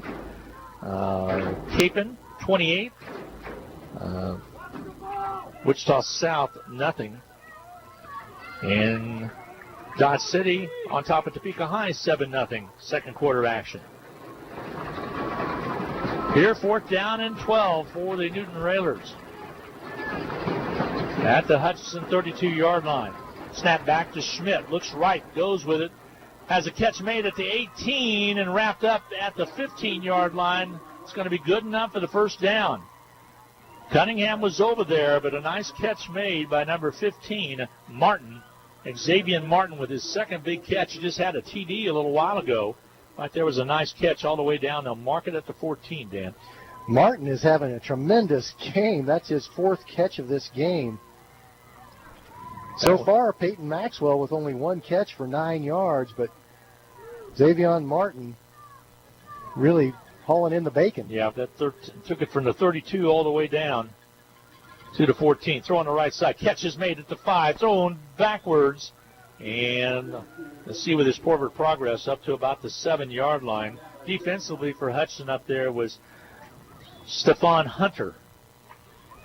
Xavier Martin actually 5 catches for over 100 yards with 6:55 to play in the second quarter. Hutchinson leads Newton 14-10. You and I are trying to recall the first half of play was extremely close back on September 25th. We believe it was either tied or just a 1-touchdown difference. There's Forrest. He stutter steps and finally he's dropped at about the 3-yard line. He got across the 5. It looked like he was going to score, but all of a sudden Hutch came in to knock him down. Hackney's in on the stop as well, along with a couple other Salt Hawks as well. Part of the reason this season has been so much fun watching Salt Hawk football is almost every game has been very competitive. Yeah, very competitive. The difference of a touchdown, the Hutchinson average and the opponent average, tells you how close the games have been. Schmidt claps his hands at the quarterback for Newton. Turn to give to Forrest, dances outside, has the touchdown. A 3-yard romp for the TD. Happens with 6:10 to go. Again, this in the second quarter of play. And regaining the lead now is Newton, 16-14. They say officially a 2-yard run by Forrest. I agreed with you, Glenn. I would have given him 3. Well, then we're going to. We have that power, okay? So 16-14, your score. Trying to make it 17-14. The point after is up and good, and it is 17-14 with 6:10 to go in this second quarter of play. We'll be back with the Newton kickoff right after this 30-second timeout. Hutchinson High School sports is on the air thanks to these outstanding Salt Hawk boosters. Portfolio Recovery Associates of Hutchinson, Dr. Randy Smith of Appalachian Animal Hospital, the Wynn Insurance Group of Hutchinson, Summit Surgical, the Hutchinson Clinic, the Medicine Shop, and Jackson Me. Hutchinson High School and Eagle Radio Sports thank these Salt Hawk boosters for their continued support of Hutchinson High School athletics. Well, special thanks to Stuart Haddon doing a great job board off this tonight for this playoff game. 6:10 to go here in the second quarter of play. It's a 17-14 lead. Newton with the lead by 3. The margin of a field goal, which they got back in the first quarter of play. That was a nice drive by Newton from the 35, their own 35, all the way down, including a 4th and 12 conversion to take it down to about the 14-yard line. Here comes the Newton kickoff. Going to be taken by the near back, and that's going to be Hernandez. He has the speed. To the 25, to the 30, up to the 40, all the way to the 50-yard line, and finally brought out of bounds right at the 50. Nice return, and probably a touchdown-saving tackle right there by Colin Hirschberger, the kicker. If he doesn't get over there to get Hernandez, he is gone, Dan. A nice return by Hernandez right up to the 50-yard line. Kind of clotheslined him a little bit. Have we mentioned Hernandez as a freshman? He's a good one. When he got moved up to varsity at the end of the freshman season this year, again, that's a freshman team that has never lost. They have a lot of good players in that freshman class. But Daniel Hernandez, he looks like a polished varsity player on these kick returns. Well, a lot of improvement from last week. He had a tough time. He muffed one. Got to tell it like it is. But he made up for it right there with a nice return all the way to the 50. And Hutchinson set up a shot right now with 6:04 to go, trying to regain the lead. There's a stumble across the 49 up to about the 47-yard line. Salt Hawk Football wanted to give a big shout-out to Tyler Davis and Bogies for coming through with 95 meals for last night's team meeting. Way to go, Tyler Davis. Thank you, Bogies. Nothing better than a bogey shake and a bogey burger, no doubt about that. So thank you to the Davises for all that you do for Salt Hawk Football. Barlow is set up in the slot on the right side, and now will be Blackwell on the left. McEwen at that fullback spot. 2nd down and 7. Turn to get to McEwen. He dances across and gets stopped right away. Maybe got to the 46 is where his forward progress will be called right there. And a nice stop out there by Davis Mick. He's a senior linebacker. He's a good one. Made a good stop. Tyler Davis, 2004 graduate of Hutchinson High School. He was the senior class president. My son Luke was the vice president. When they ran for president and vice president, their slogan was, short guys with big ideas. Short guys with big ideas. That sounds pretty good. 3rd down and 6 now for Hutch. Now handed off and nothing there. Matter of fact, a loss on the play. And Joe Schlechter coming up with the big tackle for loss. McEwen loss on the play back to about the 48. 4th down and 8 now. Clock at the 4:31. So Hutch had gotten out on the kickoff return to the 50, but it has stalled right now at the 48. Offense is still on the field, but they're thinking it over. And I think they're going to go for it. Miles Thompson comes in. Now, sometimes if you got 5 and less yards, you're maybe trying to get a defensive encroachment. Here's back to pass is Thompson. Has some pressure on him. Gets the throw away. Peterson has it for the 1st down and more. All the way to the 35-yard line. Knocked out of bounds. It'll stop the clock with 3:58 to go. Peterson sure-handed. Caught it. That's a similar type of pattern that he ran when he scored from 50 yards out. First of all, Miles Thompson put the ball right on the money. And second, Trey Peterson made the catch against double coverage. He just fought for the football and won. Ball's at the 36, 1st and 10 Hutchinson. Big call right there on 4th down in midfield. Keeps this drive alive. Clock ticking down to the 3:58 mark. Stopped because of the pass and out of bounds to give to McEwen. Nothing there. They are queuing on McEwen. And no gain on the play. 2nd down and 10.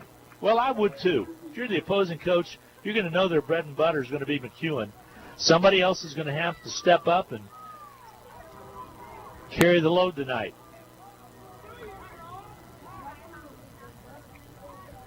Now, it looks like Thompson has checked out of the ball game. Nope, he's still in there. Excuse me. He was just coming over to get the play from Coach Exactly. Brian.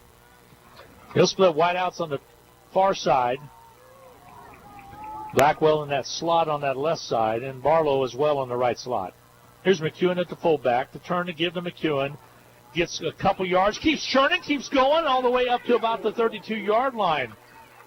They'll move it up and make it a 3rd down and about 5 from the 31.5. We'll call it the 32. Lots of things crazy about this year, 2020. But one of the things that I've never seen before, on the east side of 5A, 5 teams got byes because of COVID-19 forfeits. St. Thomas Aquinas, one of those teams. Glad to have Coach Randy Dreiling listening in tonight. 3rd down and 6.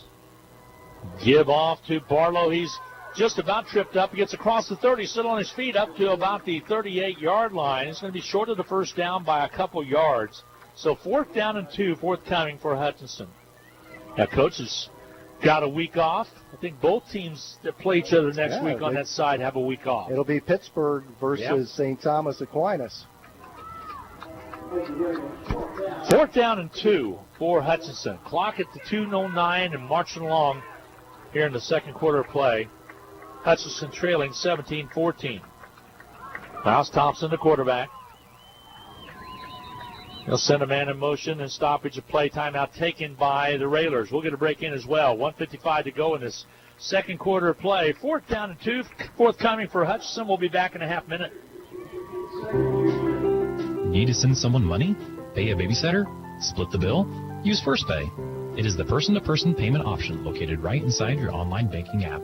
There is no need to download an additional application. It is simple, safe, and secure. We're first for you. Visit fnbhutch.bank to learn more, or click on your First National Bank app to get started. You can also stop into a location nearest you, and we're happy to help. First National Bank of Hutchinson, member FDIC, equal housing lender. Joe, your views from the sidelines. What's the attitude of the Salt Hawk players going for it here on 4th and 2? Well, I mean, obviously they're excited to do it, out of Carter Boo's range by a little bit, even with this win. So, you want to try to score this ball, 1:55 left in the half. So you want to try to score this ball with as little time as you can, especially with Newton only having one timeout. All right, here we go. 4th down and 2. Facing Hutchinson. And we have encroachment. It'll be an automatic 5 yards as Miles Thompson quickly pointed out the infraction. They'll move the chains. It'll be an automatic first down to go along with it. I would bet that Coach Dreiling, when he sees Hutchinson going to the air, is going like, Vernon, where in the heck did you come up with that at? Because we hardly ever threw the ball when Randy was the head coach here. Well, the teams ran the flex bone so well, the veer, that didn't really need to go to the air. Mm-hmm. And you do have to have the right personnel to successfully complete passes. But this year we went more than ever. 1st and 10 for Hutch. Carey straight away running right up the middle.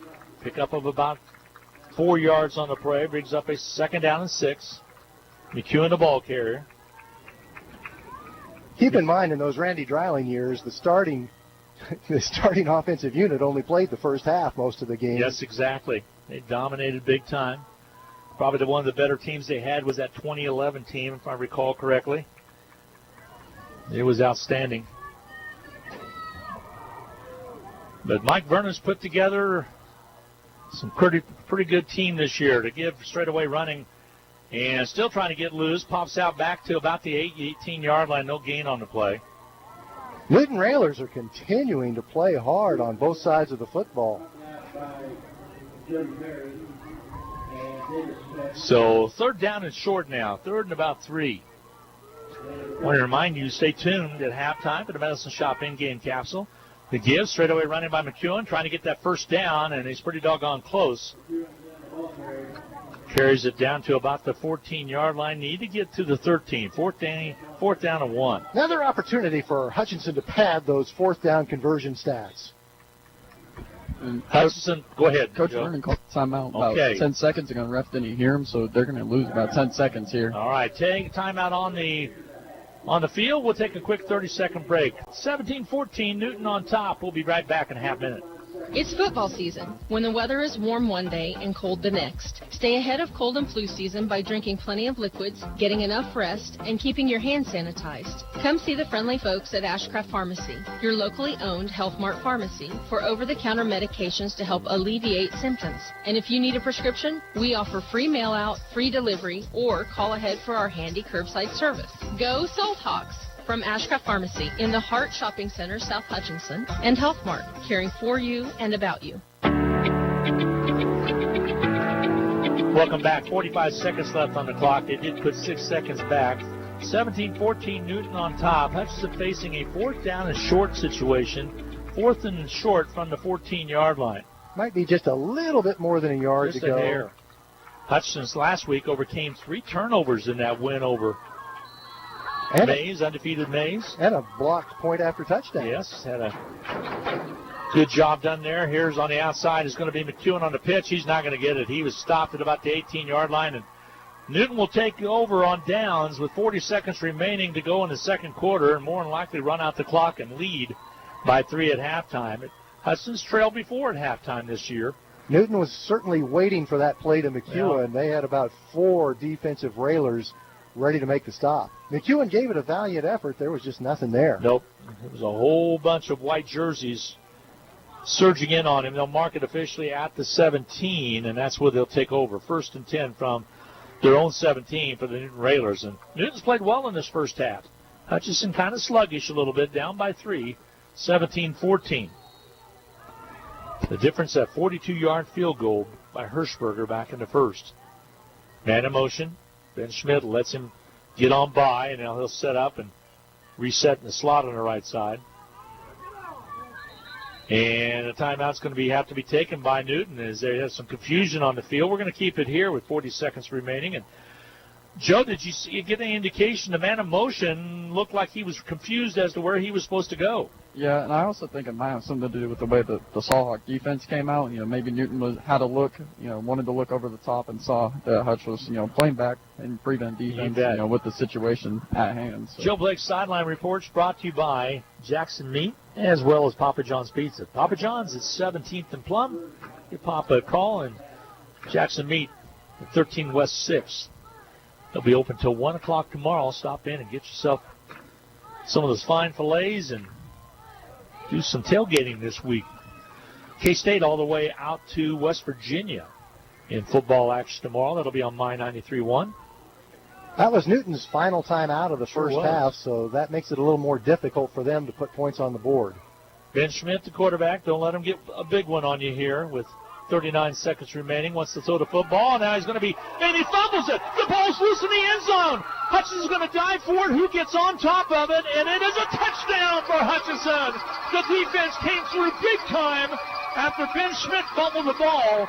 The ball went into the end zone, and Hutch got on it. So Hutchison ends up taking a 20-17 lead anyway. Well, we're having flashbacks to 5:44 to play in the second quarter. The last time Hutchinson and Newton played, and Hutchinson recovered a fumble in the end zone. Yeah, who got that fumble? Dan, we'll have to figure that out from the stat crews because I couldn't see it. Hopper got the one the last time on September 25. I couldn't tell whether that was him this time. Here comes the point after kick. It is up and on its way, and it is good. And Hutchinson takes a 21-17 lead right now with 29 seconds remaining to go in the second quarter. We'll take a break. We'll be back right after this. Forward, always moving, never stagnant. Together, nothing great is ever accomplished without it. At Fee Insurance Group, we've been working side by side with our clients for more than a century. Together with individuals, organizations, and communities, we look ahead to protect the people, places, and things they love. We're Fee Insurance Group. Forward, together.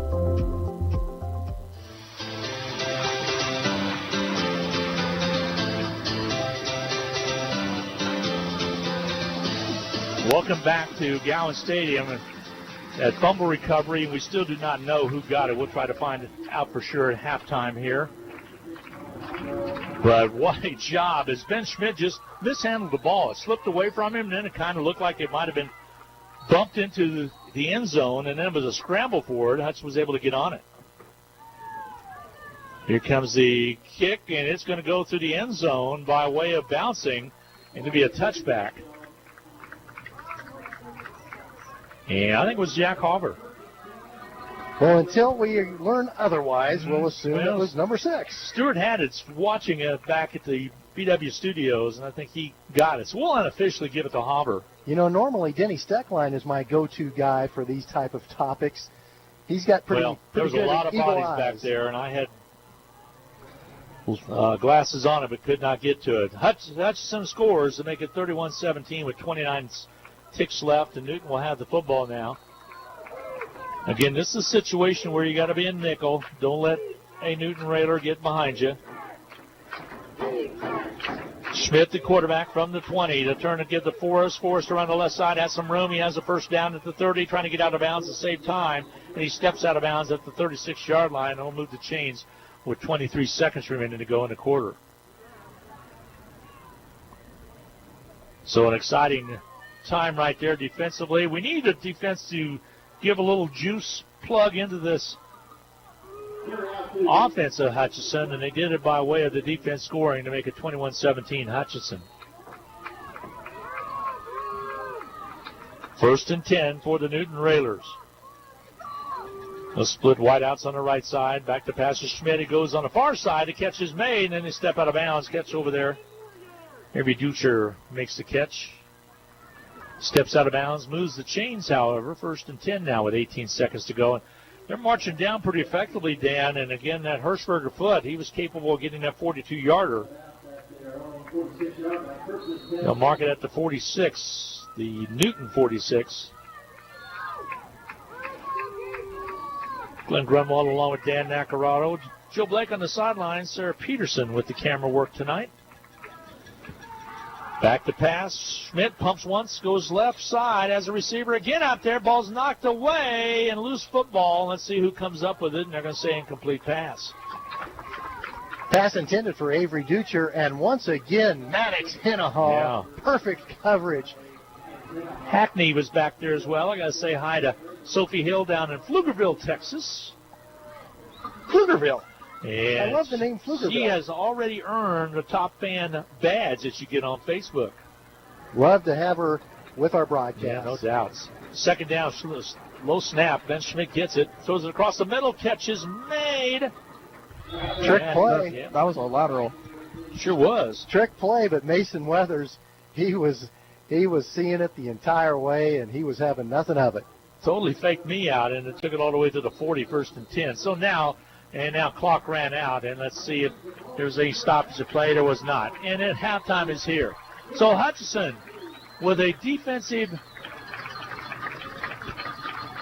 play in the end zone takes into the locker room a 21-17 lead at halftime. We will take a 2-minute timeout. Be back to talk about the Medicine Shop in-game capsule. We'll be back in 2 minutes. The No Fair sale has been extended and the discounts are falling just like the temperatures. Pools Plus offers spas in every size, shape, and price range. We are sure to have the spa to fit you and your needs.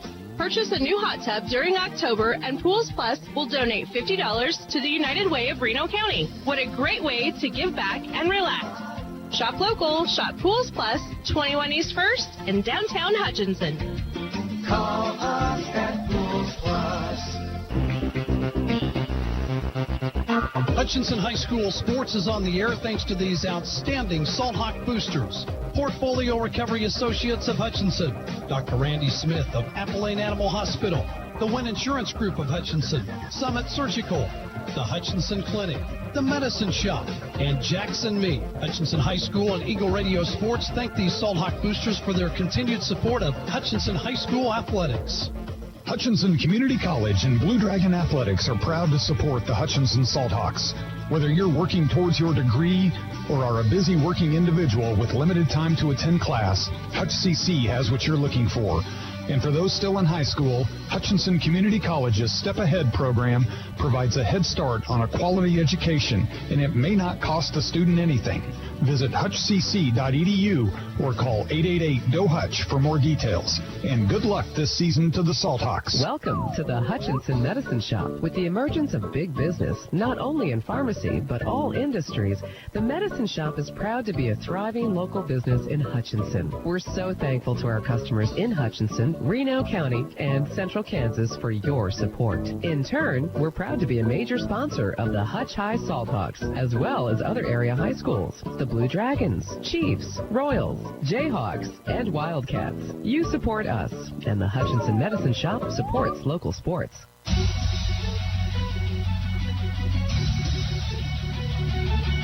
Hi, everybody. Welcome back to Gowan Stadium. We're at halftime, 21-17, the lead for the Salthawks with we finally decided that was with about 39 seconds left to go, or 29 seconds remaining to go in the second quarter. And a fumble recovered in the end zone by Jack Hopper for the touchdown to give Hutchinson a 21-17 lead at intermission. What a heck of a first half of play. It's time for the Medicine Shop in-game capsule. By the way, one score update. The Crusaders of Buhler on top 34-0 in the second quarter of play. So they're rolling over Circle right now, and that's being played at Buhler. Here, it's time for the Medicine Shop in-game capsule, brought to you by that Little White Castle at 14th and Main, the Medicine Shop. Rick Stone emailed me today. They do have flu shots, but they don't have the heavy-duty ones. So before you go down there to get your flu shot, you might have, if you for sure want the extra strength variety, you need to call the Medicine Shop prior to going down. They should get it in before too long, but he's letting me know that was happening. They got great over-the-counter products. Don't forget about your pneumonia shots as well. Lacey has the softest touch on those flu shots, by the way, and also some great CBD oils available as well at the Medicine Shop, 14th and Main. They've been around for a long time. And also, don't forget, it's time to get in there. If you're 65 and over on Medicare Part D, they can plug your medications into a computer. It will tell you the best program in Kansas, and you can switch right now as we're in that window that you can switch. They'll do that all for you for absolutely nothing. Newton took the first score in for 3-0 from a 42-yard field goal by Hirschberger after Hutchinson went 3 and out in their first possession. Hutch got a 45-yard pass from Miles Thompson to Peterson to go in by a score of 6-3. The point after was good, made it again 7-3. And then you turn around, Newton got at the 11 seconds to go in the first quarter, a 26-yard pass from Ben Schmidt to Martin. He connected and back on top now. 10-7 was your score with Newton back on top by 3. Then a 61-yard romp by McEwen with 9:45 to go in the second quarter put Hutch back on top 14-10 after the extra point. Then he had a 3-yard run by Kenyon Forrest to make it 17-14. We thought that's what it was going to be going into halftime, but then you had the fumble recovery by Hutchinson's Jack Hopper with 29 seconds left to go in the second quarter of play. Hutchinson at halftime leading at 21-17. Well, statistically, actually, Newton outplayed Hutchinson for most of that first half. Newton with 208 yards of total offense compared to 196 yards for Hutchinson, so that's pretty close. Newton with 12 first downs compared to only 8 by Hutchinson, but the big dagger, that lost fumble that got away from Ben Schmidt, went all the way back into the Newton end zone where Jack Hover beat everyone else to it and recovered it for a Salthawk touchdown. Alec McEwen leads all rushers in that first half, 109 yards on 18 carries. He has a touchdown, and that big one, the 61-yard gain. Miles Thompson threw a touchdown pass. He was 3 out of 4 in that first half for 56 yards. Ben Schmidt continues to be very accurate when he throws the ball, 10 out of 13 in the first half for 153 yards and a touchdown. Entertaining first half of action. Really was, and Hudson leading at 21-17. A quick update, Mays with a 48-0 lead with 4:10 to go in the first half of play over Liberal. So Liberal, more than likely, their season will come to an edge. And you will have a rematch with Mays and Mays South, as Mays South was able to get a nice 33-12 win over Hayes last night. Dodge City in 6A leading Topeka High at Topeka 14-0. That's a big lead right there. Sean Boston reporting on that one. So there's a couple pretty big games that have taken place across the state of Kansas, and those are just a couple to pass on the scores as well. And right now, the Pride of Hutchinson on the field at halftime. We're going to take a 2-minute timeout and come back and talk with Dan Nacarado, a fine partner in the booth for the last couple of years. We'll chat what's going on with his business classes at Hutchinson Community College, and also just other. He's got some grandkids on the way here. He's got some grandkids visiting tonight as well. We'll take a break. We'll be back in 2 minutes. Get the latest news, weather, and sports in one place. HutchPost.com. It's your one-stop news source powered by Eagle Radio. Plus, play fun contests. Save with big deals of Central Kansas. Get the latest ag news, daily obituaries. Keep tabs on your favorite sports teams, including the Salthawks and Blue Dragons. And be sure to sign up for the Hutch Post Morning News in your inbox. 24 hours a day, get news when you want it at HutchPost.com. It's time to finish your taxes. Whether we filed your extension or not, bring your tax information to H&R Block and let our tax professionals ensure you get every deduction and credit you deserve. And our offices in Hutchinson, Lyons, and Ellsworth are open to assist you. Don't wait to file your tax return and risk penalties for missing the deadline. Make an appointment now and put our expertise to work for you.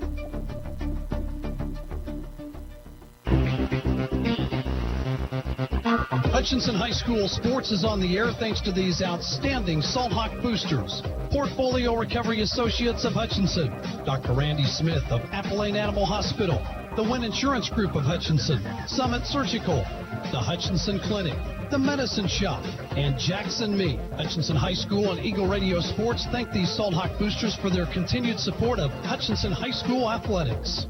Need to send someone money? Pay a babysitter? Split the bill? Use First Pay. It is the person-to-person payment option located right inside your online banking app. There is no need to download an additional application. It is simple, safe, and secure.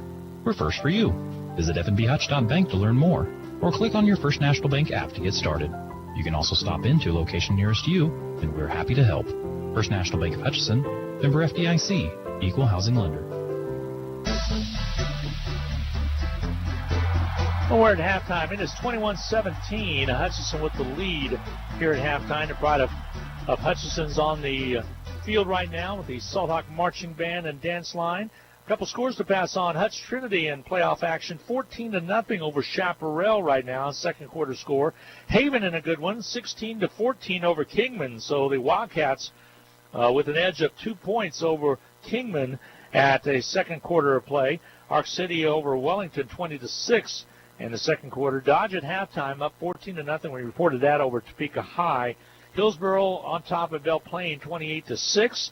And Free State and Junction City tied at 14 in the second quarter of play. That's some halftime scores to pass on. Joining me now, Dan Nacarado, who's been my guest for 2 seasons now with me. How long did you help Rusty? About 4 years before that, maybe? 4 or 5. About I 5. kind of lose track. You So know, once you get as old as I am, 1 year kind of runs into another. Well, you also assisted. We talked about Randy Dryling's team back in 2011 being one of the better teams that we've had in the recent, at least 9 years out. And of course, you assisted Randy as an assistant, and came from Emporia, worked with Dillon's, and you decided to enter into the education field. When did all that happen? Well, my wife Jean and I moved to the center of the garden spot of the universe, also known as Hutchinson, Kansas, USA, Earth, Milky Way. That was 1985, and I was with Dillon's at the time. I had about a 25-year career at Dillon's. Lots of great people, some of them listening tonight. Regan Marshall's listening to the game at Oklahoma. He was a fantastic controller for Dillon's, and then Kroger Accounting Services in Hutchinson. A lot of good people. But my dad was a college professor, and a couple of years before he had intended to retire, he suffered a stroke. I was in graduate school at the time at Emporia State, and the dean of the School of Business came to me and said, Dan, we already have Nacarado printed on the schedule. How would you feel about teaching the classes your dad was supposed to teach? And I'll tell you what we'll do for you. If you'll be willing to do that, we will waive all your tuition for your graduate courses. I said, that sounds like great fun. Count me in. Pretty good deal, yeah. Had a great time. Always knew I wanted to get back into education. And it just seemed like the time was right. So in 2004, I moved from Dillon's over to Hutchinson Community College. Every day has been a holiday ever since. No kidding. And you're known around the BW Studios and the Eagle Communication building as Mr. Sunshine, in case you didn't know it. Because I don't think you've ever woke up in the morning and said, I'm going to have a lousy day. You always have a good day. You love working with kids. I know you talk about the kids in your class and even some of the athletes in your class. You do the best to get something out of them and teach them business. And it's so important to have business in your background. We tell kids all the time that we can become acquainted with is to say, get some business classes behind you, because you never know when you're going to have to keep the books or keep stats or do something, and you need that business course behind you. Thank you for advising students so knowledgeably, all young people. No matter what you end up doing for a career, every organization you can possibly think of is really a business. So it certainly does benefit you to learn a little bit about how to play the game of business. And if you're undecided about what you want to study, I would certainly encourage you to major in business. If you have a different major, that's fine too. You can still take a few business courses along the way.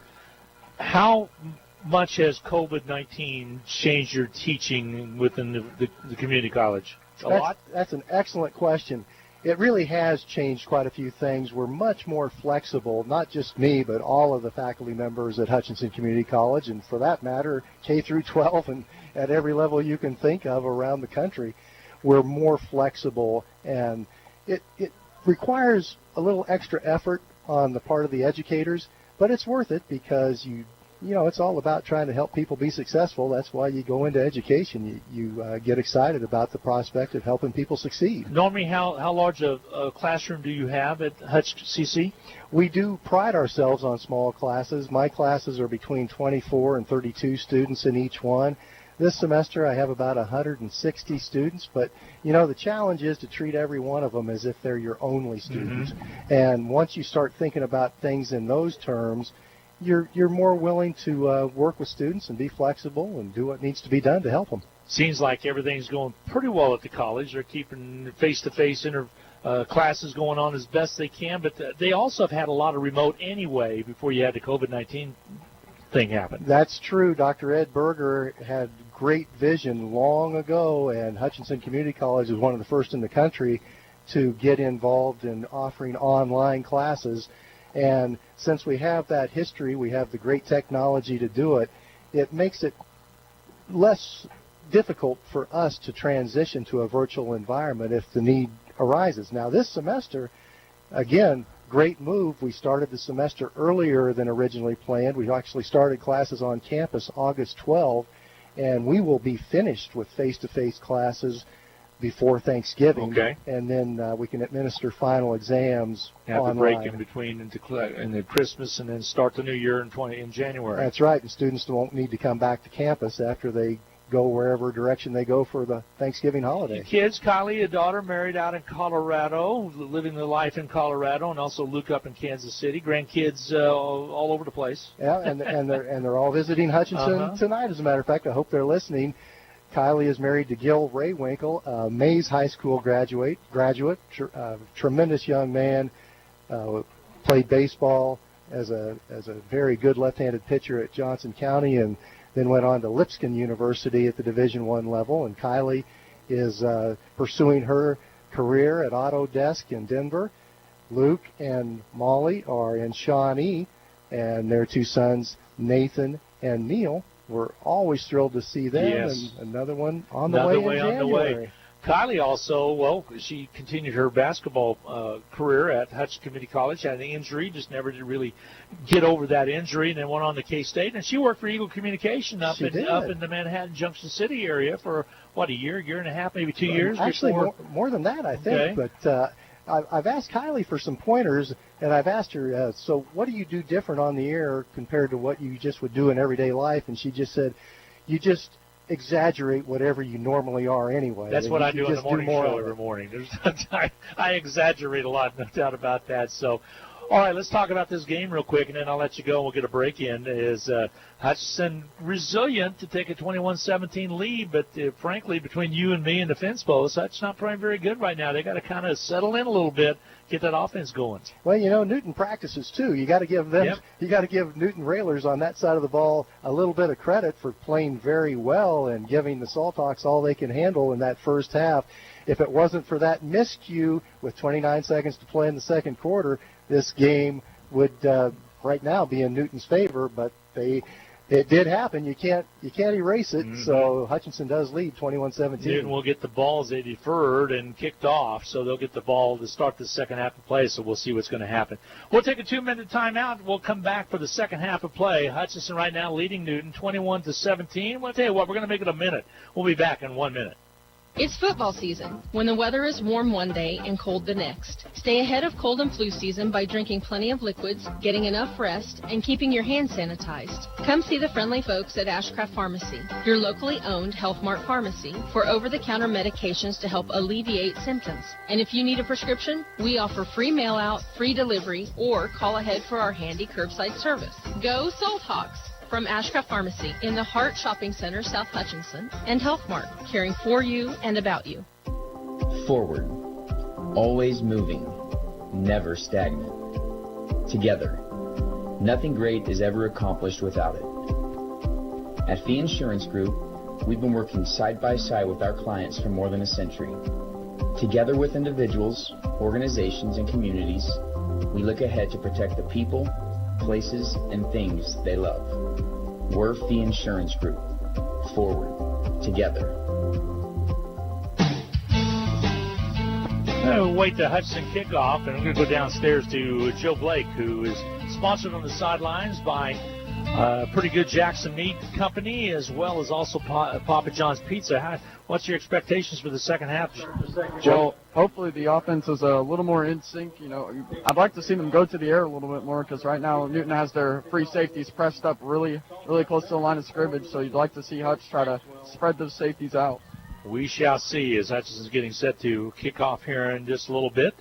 And I understand your family is listening a little bit, Dan. I would tell Kylie that. I'm glad she took after her mother and all those the beauty that she has. Kylie and Luke were able to overcome all the deficiencies that I passed on to them. because Jean gave him a lot of advantages. Yeah, no doubt about that. Of course, your lovely wife, Jean. It has to be very understandable, as my wife is, when we spend these hours doing what we love, and we appreciate it very much for our spouses. We couldn't do it without them. So here we go. We're going to kick it off, and it's going to be Martinez to toe it up for Hutchison as we head into the second half of play with Hutch leading at 21-17. Kick's going to sail into the end zone, and it'll be a touchback out to the 20 is where Newton will take it. And they'll have the ball 1st and 10. Let's see what Hutchison does defensively. Newton moved the ball pretty capable in that first half of play. And again, other than the miscue that led to the Hutchison touchdown, to lead right now 21-17, this game's pretty much a draw. All season long, the Salthawks have owned the third quarters. Let's see if they can continue that in this third quarter tonight. Yeah, I told you about the stats I looked at where we averaged 31.6 maybe a game and give up 24. So it's about a touchdown difference. But I don't know about the third quarter. You're correct. As Hutchison has owned the third quarter. Here's a low snap. Another one picked up finally by Forrest. He's got some positive yards and stretches all the way up to the 29-yard line. But that's another bad snap by Newton. How about Kenyon Forrest just going and showing the initiative to rake up that football that was on the turf and pick up 9 yards? 2nd down and 1 now facing the Newton Railers. A little personnel change for the Salthawks. Maddoxon has moved to safety because Devin Hackney is getting looked at by the trainers. Okay, we'll keep an eye on Hackney, see if he's all right. Yeah, the 2nd down and 1. The throw on the outside has a receiver open. Martin's open at the 40, down to the 35, cuts inside at the 20, still on his feet. Hutch is going to get to him to the 10-5 and all the way down to the 2-yard line out of bounds. As he was wide open, a little trickery in the backfield, and finally bringing him down was Nolan Cunningham, and they'll mark it right at the 3-yard line. That's a 68-yard pass completion, and Ben Schmidt pump faked, got the defense to look away from his actual target, and found Xavion Martin streaking open down the hash mark. Yeah, he caught it at about the 30 and then angled toward the pylon. Hutchison was lucky to get to him. Sets up a 1st and goal situation from the 3. So Newton right back in great shape with their first possession of the second half of play, trying to regain the lead. That's no fluke. Newton has made big plays time and time again all year. They give to Forrest again, trying to dance inside, and he does, but it's swallowed up quickly. Maybe picked up a yard on the play. They'll mark it at the 2. Here comes Hackney back into the game, so I wonder if he just had to get something taped up. Might have. Hackney back in there, so they'll do some adjustments. And it's interesting, Nolan Cunningham coming out, and Nolan really on that tackle, he might have gotten shaken up a little bit too. They'll come over and look at him. Good news is the city of Pflugerville can rest easy because Hackney is okay. He's back in there. Wasn't banged up. I think it was an equipment situation. So 2nd down and goal now from the 2. Pistol formation for the Newton Railers. Schmidt, the quarterback. He'll move a slot over on the right side. Turn to give to Forrest. Angles toward the outside, and he has the touchdown. A 2-yard run flag on the play, however, by Forrest. Let's see if it's going to be against the offense or the defense. It's in the area of holding, and Hackney got up with his jersey a little untucked, and so was looking for the flag. And Newton's acting like it's going to go against them. The hold is going to go against the Newton Railers, so that'll back it up a little bit. Now this is a gift for that Hutchinson Salthawk defense. Let's see if they unwrap it and accept it and get a stop now. They'll mark the football at the 12, so it's a spot foul right there, back to the 12-yard line, 2nd and goal from the 12. It's very deflating for an offense to think they have points on the board and have it called back. Split out with Martin on the right side. Keep an eye on him. Schmidt, the quarterback, again in the shotgun. Throws it on the outside, incomplete pass. Good defensive coverage out there by Hutchinson's Newquist on Maxwell. Peyton Maxwell usually is the number 1 receiver for Newton. Tonight has been Martin. Yep, Xavion Martin doing lots of damage with well over 150 yards and 5 or 6 catches. So Hutchison substituting. Into the lineup will check Braden Rodriguez. Where's number 58? Schmidt wants to throw the ball, rolls out to his right, throws up there an incomplete pass.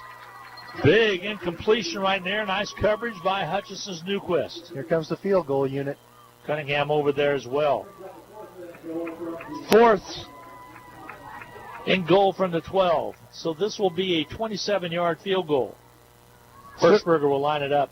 Certainly not a gimme in high school football. Has the angle with the hash on the left side where the ball is going to be marked at. The holder's Schmidt. Here comes the snap. It's a good one. Kick is up and on its way, and it is good. And within 1 point, pulls Newton 21-20. Hutchison's clinging to a 1-point lead with 10:08 to go in the third period. Hutchison will get the ball after the Newton kickoff when we return in a half minute. The No Fair sale has been extended and the discounts are falling just like the temperatures. Pools Plus offers spas in every size, shape, and price range. We are sure to have the spa to fit you and your needs. Purchase a new hot tub during October and Pools Plus will donate $50 to the United Way of Reno County. What a great way to give back and relax. Shop local, shop Pools Plus, 21 East 1st in downtown Hutchinson. Call us at Pools Plus. Left burn. Hi, everybody. Welcome back. Hutchinson leading 21-20 on that 29-yard field goal by Hirschberger has tightened the game here. Again, if you didn't hear earlier, Ben Schmidt earlier this year against Mays completed 37 passes for 487 yards in one game. That was a Newton High School record. Well, he's definitely a good one. Hirschberger will kick off now from the 40. And he puts a boot into it, and it's going to be bouncing out of bounds over on the far side around the 10. Peterson watched it sail, and it'll come out up to the 35-yard line. So Hutch will set up shop there, 1st and 10 from their own 31. Hudson needs to get that offense kind of rolling a little bit. McEwen hadn't had the ability to run, even though he had that one big opener that gave him the bunch of yards there at halftime, Dan, over 100 yards again. Still, he hasn't had the usual game where he's getting those 5 and 6 yards carries that we've gotten so used to this year. Yeah, the Newton Railers have bottled him up on a number of attempts. He did have that 61-yard gain, if you throw that out. Other than that gain, he's got 48 yards on 17 carries. So Hudson ball 1st and 10 on their own 35 with right at 10:07 to go in the third quarter, and Thompson's going to be bottled up. No gain on the play. It'll bring up 2nd down and 10. Hutchinson went to the option left. Miles Thompson wanted to pitch the ball to McEwen, but the defense penetrated and created an obstacle. As a former coach, is it easier to play a team the second time because you can adjust what you saw? You've got head-to-head film against that team and not scouting from another team. You know what I'm talking about? You know, I've always felt like when teams know each other, you know what the other team is going to do. It just gets down to execution. Back to pass. Miles Thompson airs it out. He's got a receiver out there. Peterson can't get to it. Just out of his outreached hands by about a foot and a half. Incomplete. Peterson did have the defense beat, but again, you never want to throw a long pass short and risk an interception. That one was just a yard too far for Peterson to catch up to. People talk about Wilson with the Seattle Seahawks and how he throws the moon ball, they call it, where it's just as basic. That's what Peterson needed, that one, with a little air underneath it to drop it to his hands. But a nice throw by Miles Thompson, nevertheless. Incomplete pass. And regardless, the Newton safeties are going to be on their heels now, so it should open up the run game a little bit. Yeah, could. Stretches the field. Thompson looks to his right side, down under center. It's Doobie the center. Back to pass. Thompson again. Wants to throw it. Goes long. Yes, Peterson out there. But 2 other defenders are there as well. Incomplete pass for Trayton Peterson. Only in high school football do you see a wide receiver almost make a 50-yard catch, and the very next play go back to him again, streaking down the field 50 yards. That's why those guys run all those 40s in the offseason. This brings up a 4th down and 10 situation. Hutchinson will not be going for it. They'll punt the football away, which to my recollection is only done one other time this game. Here's a low snap, and Martinez gets it. It was a quick play. They'll kick it all the way down. It's taken at about the 28-yard line and dropped. Nice job defensively getting out to him. He There's a flag on the play, but Newquist caught a shoestring and dropped him right there at the 30. Yep, he got him around the ankles. Kinzer Newquist, outstanding baseball player as well. Oh, yeah, he is. And I think it might have banged up his wrist a little bit when he made that tackle. He's bent over right now at about midfield. Let's see if he's going to be all right or not. There was a flag at a different area of the field. Holding against the receiving team. It'll mark it back from there, and it'll mark it to the 20-yard line. So it'll be 1st and 10 from the 20 for the Newton Railers, their own 20. That has not affected them tonight. They've moved the ball quickly by way of the air. Some fans may recall, even though Kinzer Newquist is the free safety for Hutchinson, he played on offense quite a bit last year, and I think he was the leading receiver for the Salthawks with a broken hand last year. He's still trying to shake off that injury that he received on that tackle right there. 1st and 10 now for Ben Schmidt and the Newton Railers. Railers throw it on the outside. Catch is made at the 20. Cuts back inside and picks up about 9 yards. They'll drop him just short of the first down by about a yard and a half on that far side. One of the storylines of tonight's game, 24-year defensive coordinator for the Salthawks, Scott Yanis, hoping to earn his 200th win in Hutchinson. He picked up 160 of those wins when he coached with Randy Dreiling.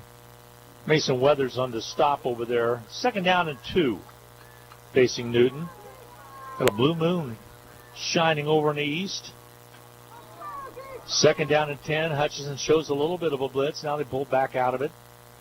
Schmidt rolls out to his right side after the play action. Throws. The catch is made by, again, this is by Maxwell. And he picks up the first down easily and all the way up to about the 37-yard line. 1st and 10 Newton. Free safety Kinzer Newquist just ran through a downfield blocker to get to Maxwell and make the tackle. So 1st and 10 from the 36 for the Newton Railers. Finish the story on Scott Yanis. 160 wins with Randy Dreiling, then 28 wins 2014 to 2017 with Ryan Cornelson, and 11 wins so far coaching with Mike Vernon. Ball at the 36, 1st and 10. His defense has done an outstanding job this year. The throw on the outside, catch is made, and finally knocked away out of bounds on the far side. Again, the play made for the Salthawks over there by Mason Weathers after the catch was made by Braden Botterwick. Braden Botterwick was quite a factor in the game on September 25 with quite a few catches. That's his first catch tonight. So Hutchinson now will try to defend against a 2nd down and 3 from the 43-yard line. Newton's own 43.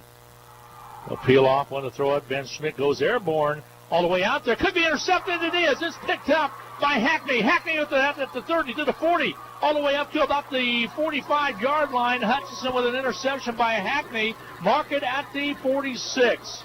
So Devin Hackney came up with a big pick.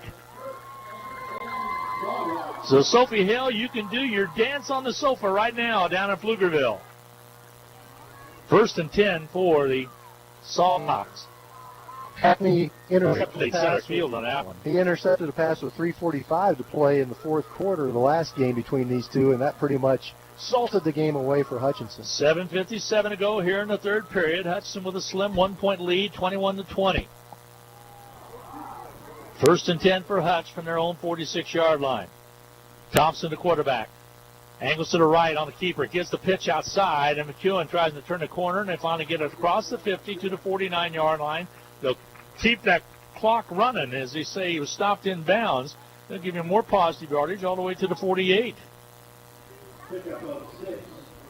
Nice job by Hutchinson and McEwen over there, far side on that pitch. Important for Hutchinson to take advantage of that turnover. Clock moving at 7:24 to go. 7:27 to go here in the 3rd period of play. Barlow at the fullback position. Peterson split to the right side.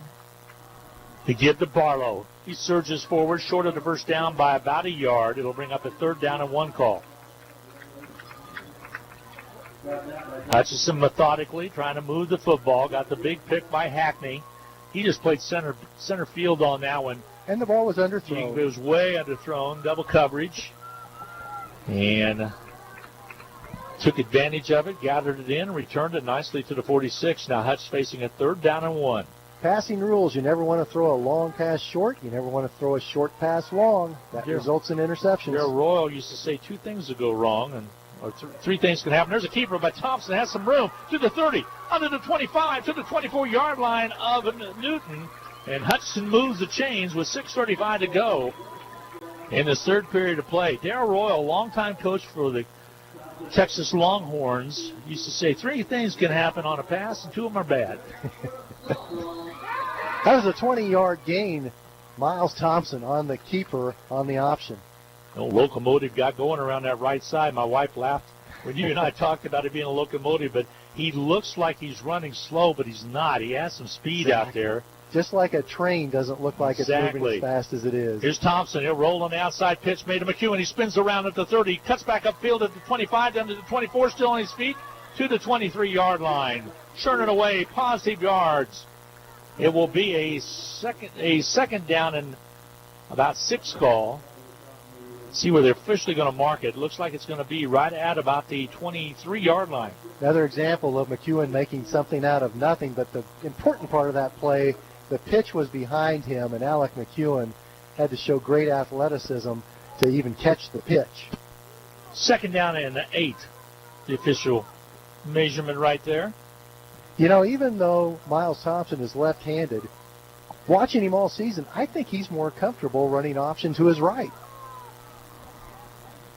Here's a keeper to the right side of McEwen. Has some room. 20, 15, 10. Cuts inside. He's at the 5. He's down to the 4-yard line. 1st and goal, Hutchinson at the Newton. I'm going to mark it officially at the 5 where his knee hit.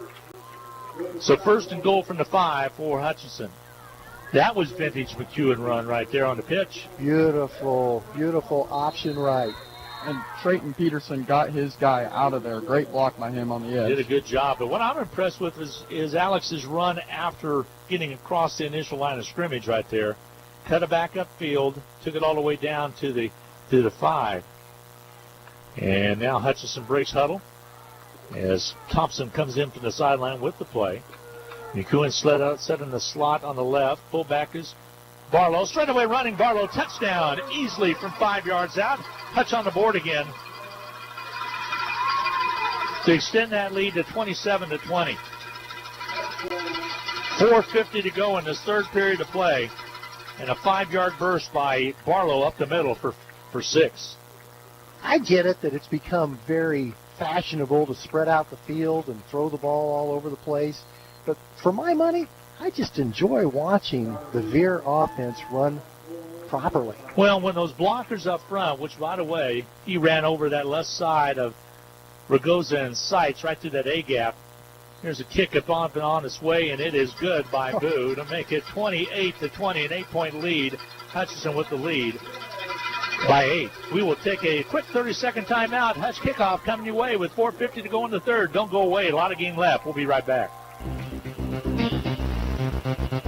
Hutchinson High School Sports is on the air thanks to these outstanding Salt Hawk boosters. Portfolio Recovery Associates of Hutchinson, Dr. Randy Smith of Appalachian Animal Hospital, the Wynn Insurance Group of Hutchinson, Summit Surgical, the Hutchinson Clinic, the Medicine Shop, and Jackson Meat. Hutchinson High School and Eagle Radio Sports thank these Salt Hawk boosters for their continued support of Hutchinson High School athletics.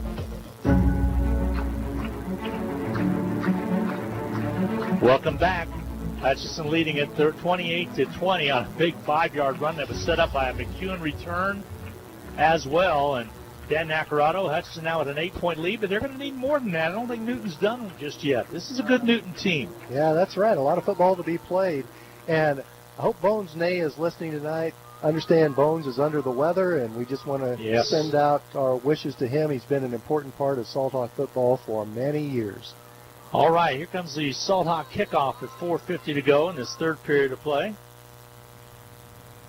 Here comes the kick by Martinez. It's taken at the 12-yard line on the far side and returned and knocked out of bounds. The return was Remsburg, the junior defensive back, took it back up the field, and it will be Newton football They're going to mark it right at around the 30-yard line. So 1st and 10 from the 30. Hope Rusty Hilst is tuning in tonight as well. I tell you what, I have to. Rusty's one of those guys I need to thank when I was talking about Terry Drewer and all that for all his helping me out through close to 22 years together on the road, a lot of road trips. Appreciate his help as well. I love Rusty Hilst. Wouldn't be in the booth if it wasn't for him. Here's the handoff. No, the keeper. Here's the pass across the middle. Catch is made at the 35. There's a missed tackle. Hutchison trying to get to it. And he's still on his feet across to the 40-yard line, still rolling down the field, and finally ran out of bounds at the 31-yard line of Hutchison. Nice job over there catching the football.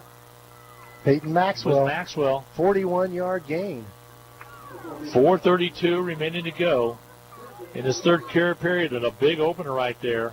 That was an example of Peyton Maxwell getting most of the yards on the run after catch. Really was. It was right across the middle, play action, and the pass from Schmidt was to Maxwell, and then he just took it up on his own.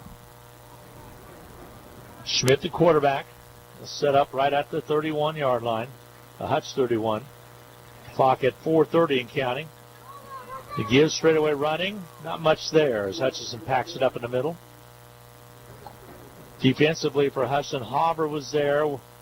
Also, Hutchison's Waymeyer was there as well. Pickup of 3 on the play, 2nd down and 7. Ball resting at the 28 of Hutchison. I don't see Kinzer Newquist on the field, Joe. Might be attending to him a little bit. Yeah, they were attending to him. He also got replaced on the hold there. Titan Henhaw came in the hold, so they're attending to that wrist. Here's the give to Forrest on the outside. He's wrapped up over there, little or no gain, maybe eked out a yard. Weathers on the stop over on that far side.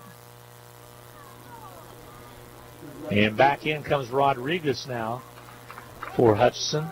By the way, that point after touchdown was incredible. Carter Boo had to stop because the snap was bobbled and then start again, and somehow he still got it through the uprights. A little hitch in his get-along there.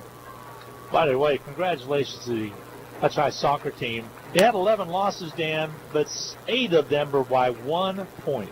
Dropped it in overtime to a fantastic to give to Forrest. Forrest has the first down at the 20, still on his feet, cuts into the 15, down to the 10, all the way down to the 9-yard line before Hutch gets him stopped. They'll move the chains. It'll be 1st and goal for the Newton Railers. Both these teams playing as if they want to continue to practice and play some more football this season. They'll mark it right at the 10. We're going to still say a 1st and goal situation from the 10. So a nice run by Forrest. He's a good-looking running back. Most of the time, he's the lone setback when they sit up in the pistol, which they are right now. He's right behind Schmidt. Back to pass to Schmidt. Goes right side. Catch is made. Touchdown is good from right at 10 yards out. The catch by Maxwell. So Maxwell for Newton takes it in for 6. To make it 28-26, a 2-point lead for Hutchison. Let's see if they go for 2 to try to tie this up or not. So Newton with 2:43 to go. They only took them a couple minutes to get all the way down from the 30s where this drive started. A couple big plays. Maxwell stretched for the pylon to get into the end zone.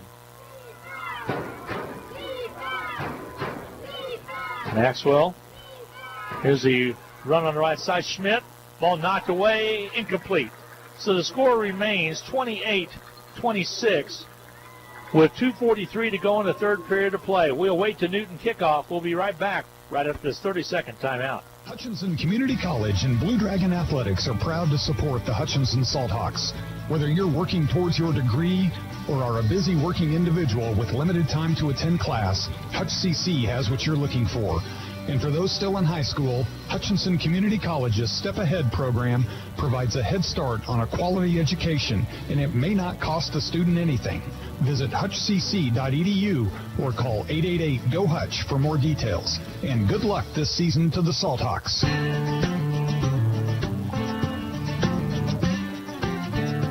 28-26, Hutchinson with a 2-point lead with 2:43 remaining to go here in this third period of play. Newton just scored from 10 yards out on a pass play to Maxwell. He went for the two-point conversion, was not able to get it, and that's where we set at 28-26 right now. Hutchinson with a slim two-point lead. And Hutchinson's got to take advantage of the possessions, Dan. They got to try to score on this next possession. You said it earlier. They got to score every time they get the ball because Newton is certainly going to move it. There's the ball up the field. It's going to be recovered by Newton as Hutchinson watched it bounce on that far side. And it was untouched. That's a live ball, and Newton jumped right on top of it.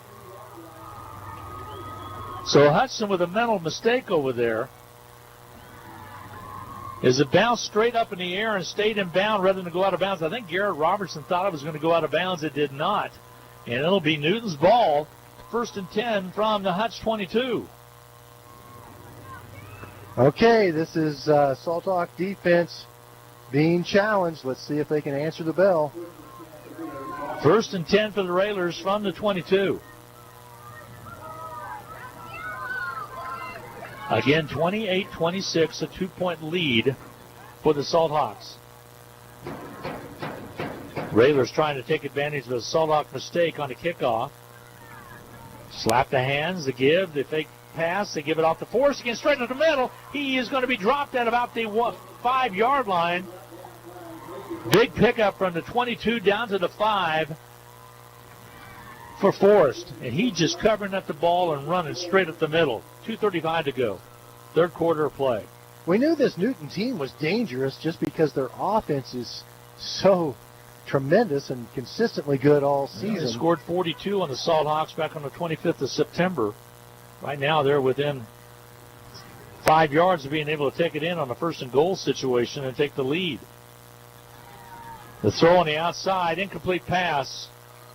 Nice coverage by Cunningham on Maxwell. Incomplete pass brings up a 2nd down. We'll call it 6. Tough play to cover on man-to-man coverage on the slant, but Nolan Cunningham got it done. So 2nd down and goal from the 6-yard line now for the Railers. Ben Schmidt, the quarterback. Has Forrest on his right hip. Claps the ball. Keeps it himself around the right side and going to be dropped right at the 8-yard line, excuse me. I'm sorry. Go ahead. Emilio Martinez, he's been so good all season long. Came up and dropped him after just a little bit of a pickup. 3rd and goal now from the 6. Actually, a loss on the play of a yard. It's from the 7. So 3rd down now. Salt Hawks trying to buckle up here defensively. Schmidt trying to take advantage of the miscue by Hutch. The give to Forrest at the 5. He's going to be wrapped up and thrown down at the 5-yard line. Coming in from that weak side was Ben Patterson. Just got a hold of him, Dan, around the hips and hung on. Waited for some help to get to him. And here comes the field goal unit. I can't remember the last time I've watched a high school football team kick 3 field goals successfully in a game. This one will be Hirschberger again. They'll mark it. It'll be at the 12. It'll be a 22-yard field goal. Here's the hold by Schmidt. Little high snap. The kick is on its way. It's up. It's good.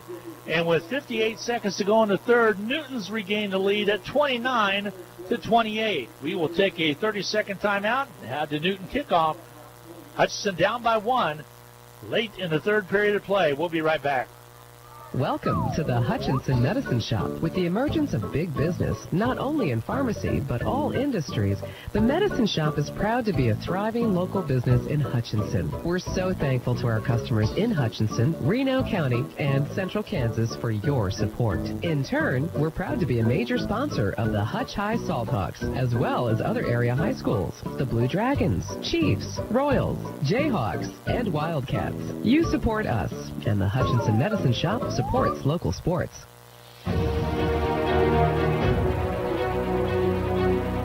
Welcome back. 58 seconds to go before the end of the 3rd period. Newton has regained the lead at 29-28. This has been a back-and-forth football game, Dan. Give that Salt Hawk defense some credit, though. They only gave up 3 points, even though Newton had it 1st and goal at the 5. You'd rather give up 3 than 7. It was the Salt Hawk football on KWW Radio in Hutchinson, Kansas. And Hirschberger had the ball come off the tee. Now he'll reset it and get set again. Peterson back deep on the far side for the Salt Hawk. That's where the kick is going to come to, and he'll take it at the 21. Gathers it in, heads up the sideline, has some room. He's at the 40, to the 50, cuts inside the 40.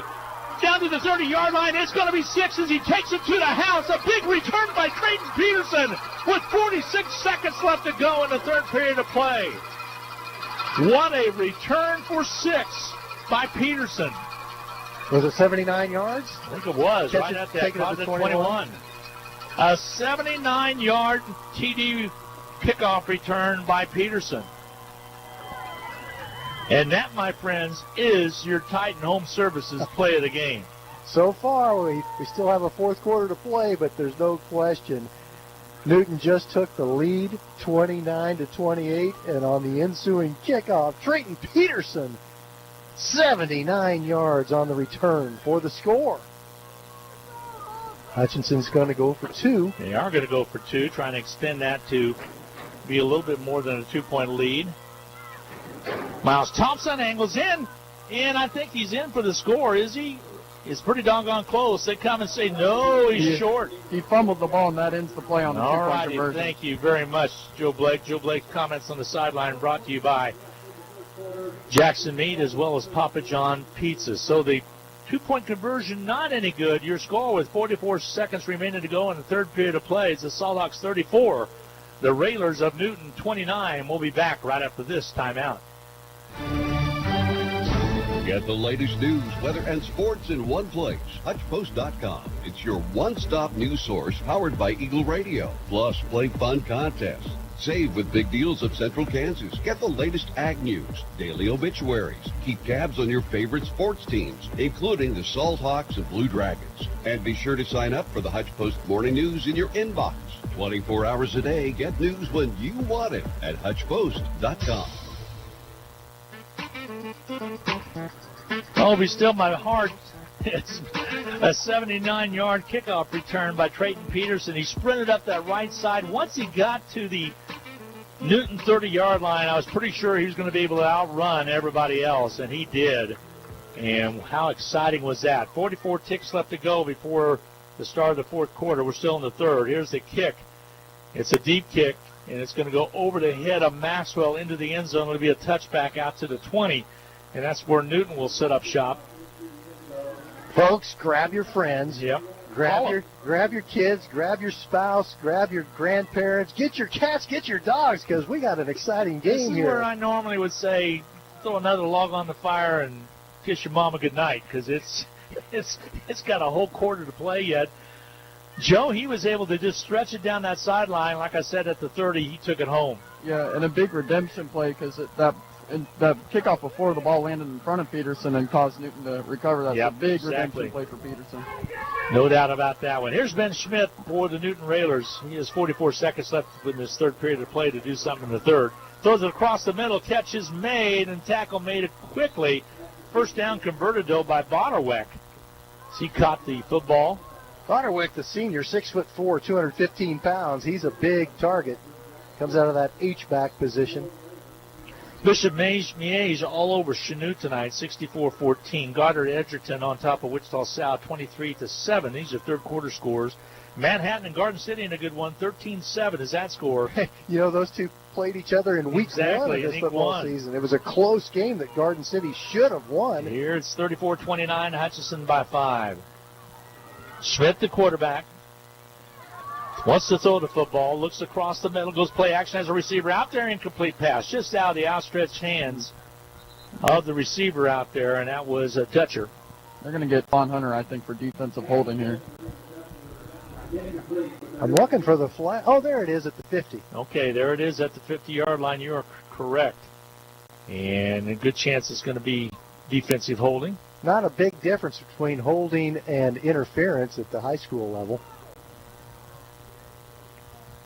1st and 10 was the call, and now they're talking it over with a white hat all the way to the 34, depending on where they're going to spot the football. And the flag is laying at the 49. Pass interference is going to be the call. 15-yard penalty. So they're going to mark it at the 45. So 1st and 10 for Newton with 5 seconds remaining to go in the third period. Now, that is a case where the penalty was probably a good thing for Stephon Hunter, because had he not done it, it was going to be a touchdown. 1st and 10 now for Newton from their own 45. To give off to Forrest, trying to get to the outside edge. He has the edge and steps out of bounds at the Hutchinson 46-yard line, and that will be your third quarter play. We go to the fourth. Hutchinson clinging to a 5-point lead, 34-29, to see who advances to take on Bishop Carroll next Friday night. We'll take a break, a 1-minute break, and be right back. It's time to finish your taxes. Whether we filed your extension or not, bring your tax information to H&R Block and let our tax professionals ensure you get every deduction and credit you deserve. And our offices in Hutchinson, Lyons, and Ellsworth are open to assist you. Don't wait to file your tax return and risk penalties for missing the deadline. Make an appointment now and put our expertise to work for you.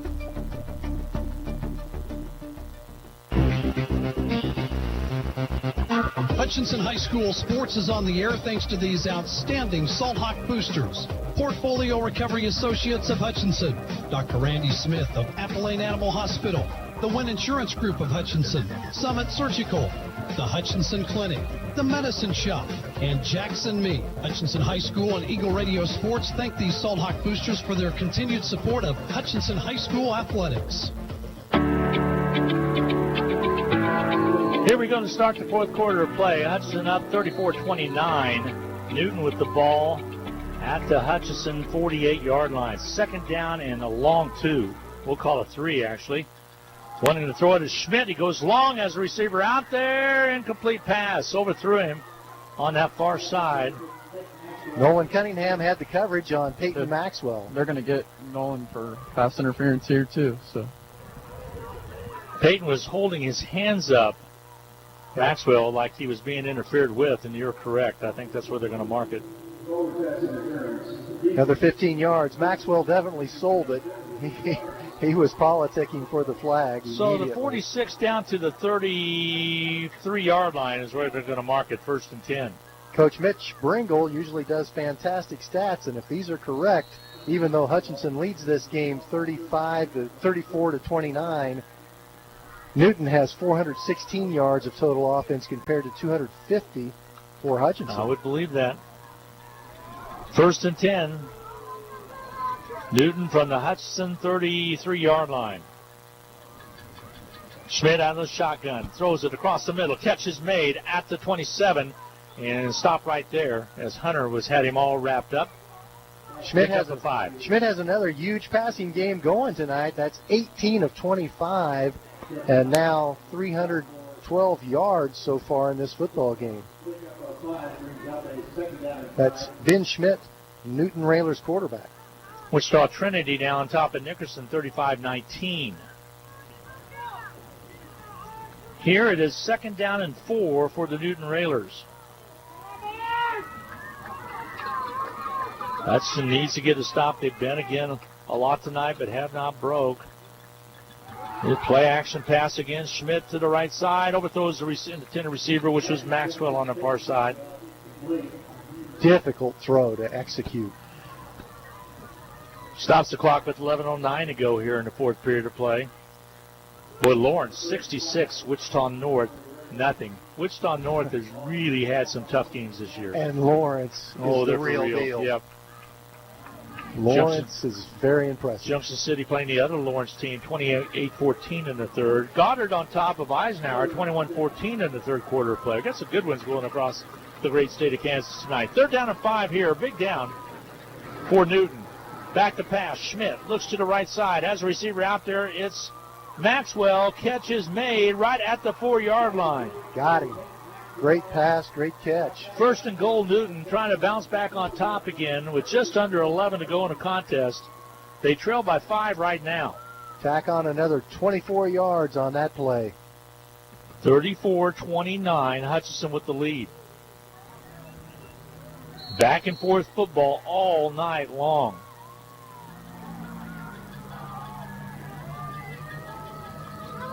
Newton gets set in that shotgun.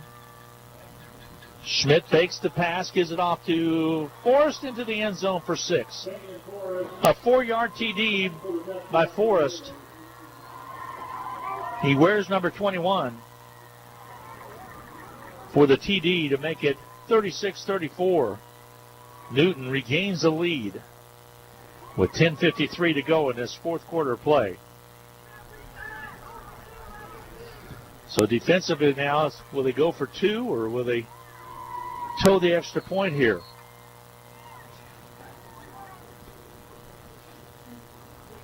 Up 1, I would think you would just go ahead and go for 2. 4-yard run by number 21, Forrest, for the touchdown. They're going to go for 2. Here's Schmidt. Gets it to the right side, wants to throw the football. Now he arches it to the corner, deep, incomplete. And your score remains a 1-point game, 35-34. Hutchinson trails by 1. I was wrong. It's 35-34 with 10:53 to go in the contest. We'll await the Newton kickoff right after this. Need to send someone money? Pay a babysitter? Split the bill? Use First Pay. It is the person-to-person payment option located right inside your online banking app. There is no need to download an additional application. It is simple, safe, and secure. We're first for you. Visit fnbhutch.bank to learn more, or click on your First National Bank app to get started. You can also stop into a location nearest you, and we're happy to help.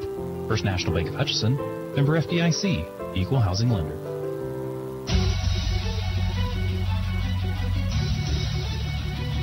Glenn Grunwald along with Dan Nacarado, also Joe Blake on the sideline, Sarah Peterson behind the camera. So glad to have you along this evening for Salt Hawk football in the playoffs. Salt Hawks trail 35-34. We're just talking, Dan, about how crazy this year has been with close games. You knew it was going to be like this. I was a little worried coming into this one regarding playing Newton so quickly, and Newton's playing pretty good football over the last 2 games. Kicks into the end zone, not being able to be returned this time as he has the wind behind him on the kick, Hirschberger, and it'll be a touchback. Salt Hawks have had the ball 1st and 10 from their own 20-yard line. That drive by the Newton Railers, greatly assisted by 2 defensive pass interference penalties. That's an extra 30 yards handed to Newton on penalties. But on both of those plays, I have a feeling the passes would have been completed had the Salt Hawks not interfered. I agree with you wholeheartedly, no doubt about that. Here's the pitch on the outside for Hutchinson, trying to turn the corner is McEwen. He's got some room at the 30 to the 35 to the 40, still backpedaling up to the 35-yard line, 45-yard, up to the 47 before he's finally dropped. What a run by McEwen. 27 yards. Stick that tape in your pocket right there, Superman, because he just took it all the way to the 47-yard line. 27 yards of superhero running. Oh, no kidding. When you start backpedaling and you're picking up 10 yards, you knew you're doing something right. Yeah, I don't think you practice that. That's just some amazing talent. So Hutchinson, 1st and 10 from their own 47-yard line.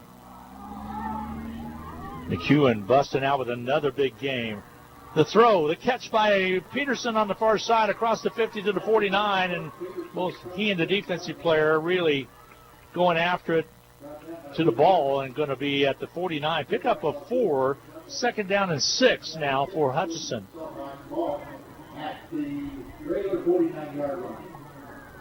Pretty good coverage out there by Luke Hirsch. Yeah, it was good coverage. He was right on top of it. Catch was made, and he was right on top of it. Still a nice pickup and carry for positive yards. Good play all the way around. Peterson split wide on the right side. Barlow the fullback to keep the pitch outside. Here's McEwen. Finds an edge again at the 50 to the 45 to the 40. And they're going to mark it officially at the 41-yard line. That'll move the chains. Got enough for the 1st down. And Dr. Fan waving that flag again in the stands for Hutchinson. Up to the 41, 1st and 10, Hutch. Now, this is more like what I expected in the first quarter of play, Dan, was Hutchinson being able to move the football. But give credit to that defense of the Newton Railers because they kept Hutch in check for much of the night. get the feeling whoever can get an extra possession in the fourth quarter will win this football game. 9:24, clock moving away here in the fourth quarter. The give up by Barlow. He leaps across the line all the way to the 38, maybe the 37-yard line. Pickup of 3 or 4. They'll mark it right at the 38. Second down and 7. Pickup of 3 on the play for Barlow. COVID-19 rules, each player was allowed 2 tickets to give to people, and it's unfortunate, but we're glad you're listening. Yeah, so glad to have you along. The turn by Thompson across the 35 to about the 34-yard line. So it's going to bring up a third down and short.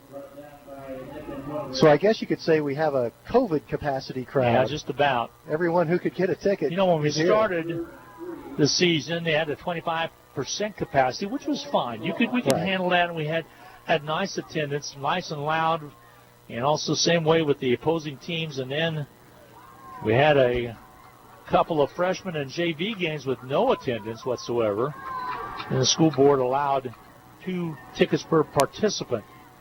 To give quickly to the Blackwell, and he carries it forward for the first down. I'll mark it at the 30. Workman-like drive. They'll move the chains. It'll be first and 10 from the Newton 30. And one Newton player down tying his shoestring. He's up and ready. Clock at the 7:57 mark. Some defenses, when the offense is having a lot of success, getting some momentum, mysteriously one of the defensive players has an injury or an equipment problem to just kind of slow things down. Don't see that as much at the high school level. First and 10 now for Hutchinson at the 30. The Newton 30. The keeper by Thompson trying to turn the corners. Heads upfield. 2 to 25 is where they're going to mark it. A pickup of right around 5 yards.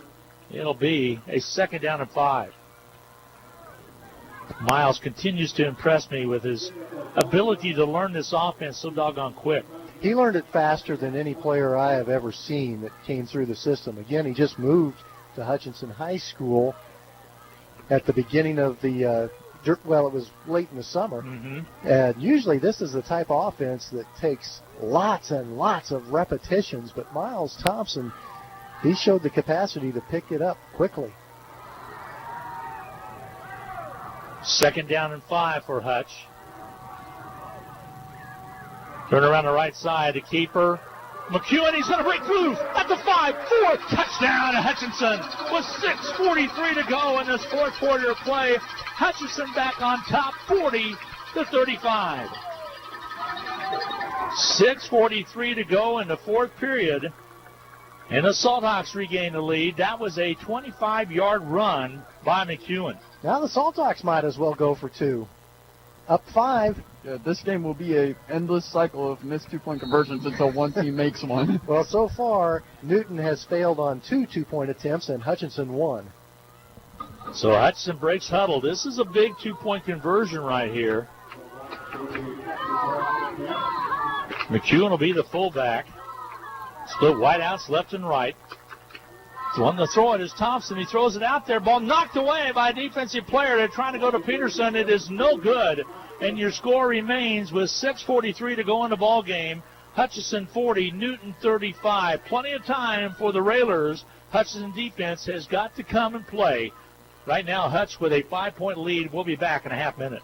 It's football season, when the weather is warm one day and cold the next. Stay ahead of cold and flu season by drinking plenty of liquids, getting enough rest, and keeping your hands sanitized. Come see the friendly folks at Ashcraft Pharmacy, your locally owned Health Mart pharmacy, for over-the-counter medications to help alleviate symptoms. And if you need a prescription, we offer free mail-out, free delivery, or call ahead for our handy curbside service. Go Salthawks! From Ashcraft Pharmacy in the Hart Shopping Center, South Hutchinson, and Health Mart, caring for you and about you.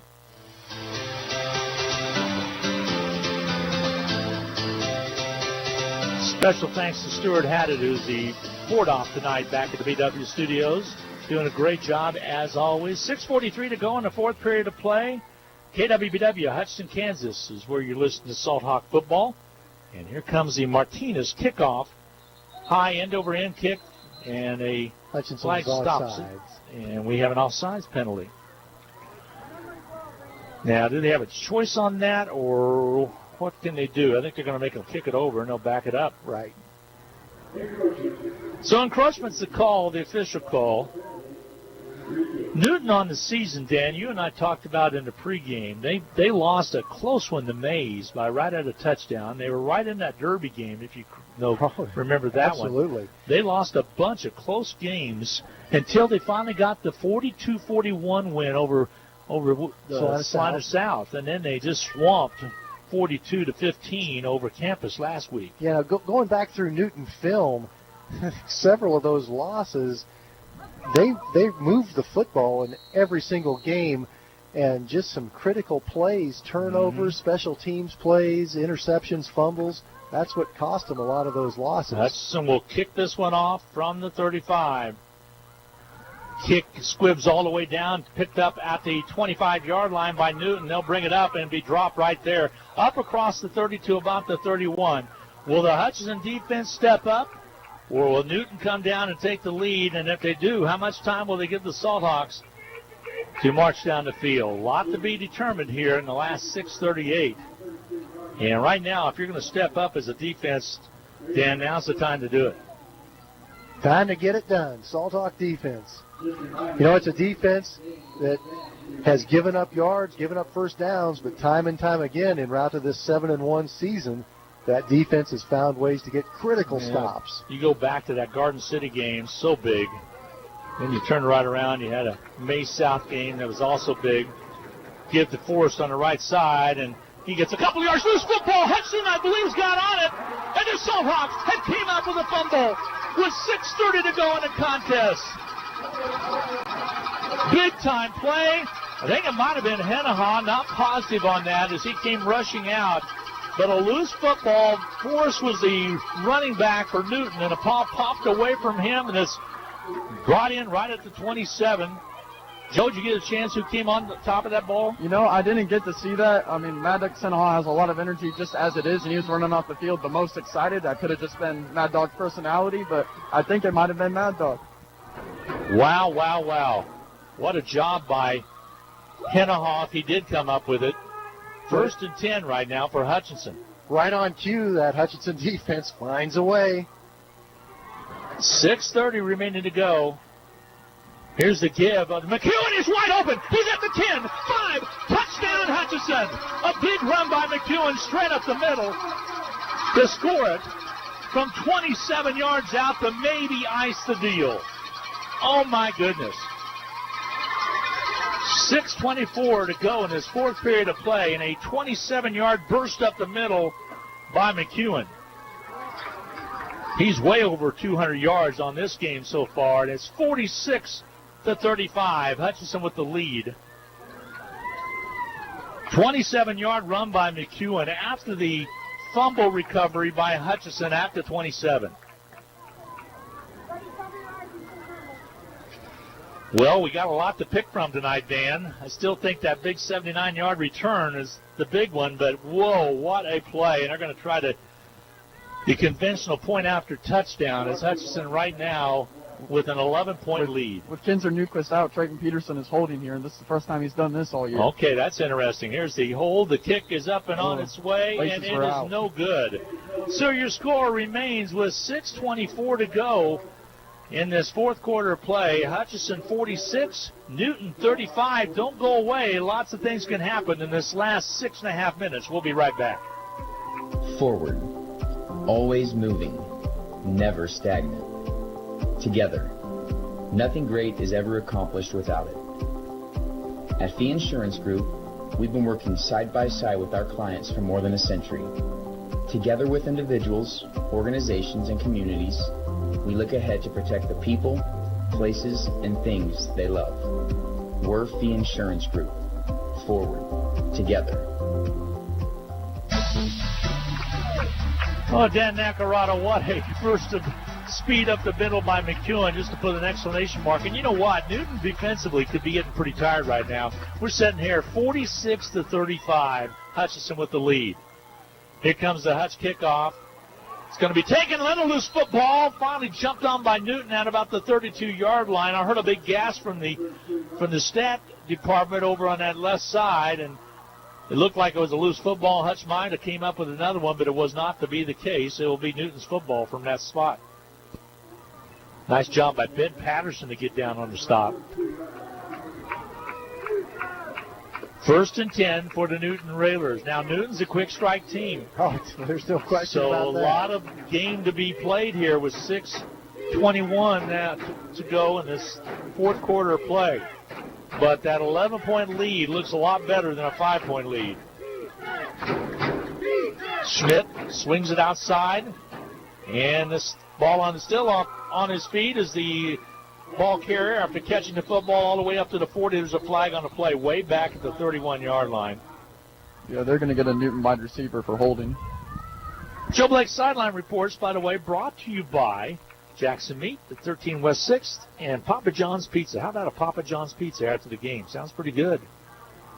We're going to talk things over and see what this infraction is going to be. Whitecap, they all get together, and we'll see about the call. They're going to wave it off, so they'll mark it at the 41-yard line, 2nd down and 1. Sophomore Braden Rodriguez was particularly impressive for that Salt Rock defense on that play, chasing down the ball carrier from a long ways away. Somebody says, if it wasn't a penalty, why'd you throw the flag then? That's a good question. 2nd down and 1. And defense called upon to do it again. Clock at the 6-minute mark. Got to get a stop. Can't get the big opener. Can't get the quick score either. There's a fumble. Tackled in the backfield all the way back to the 30-yard line. Hutchinson took advantage of that one. David Waymeyer. Oh, my. Waymeyer put the exclamation mark on Ben Schmidt. Oh, my. Stuck him back. They'll get forward progress through the 34, but he was not clear all the way back to the 30. What does that tell you, huh?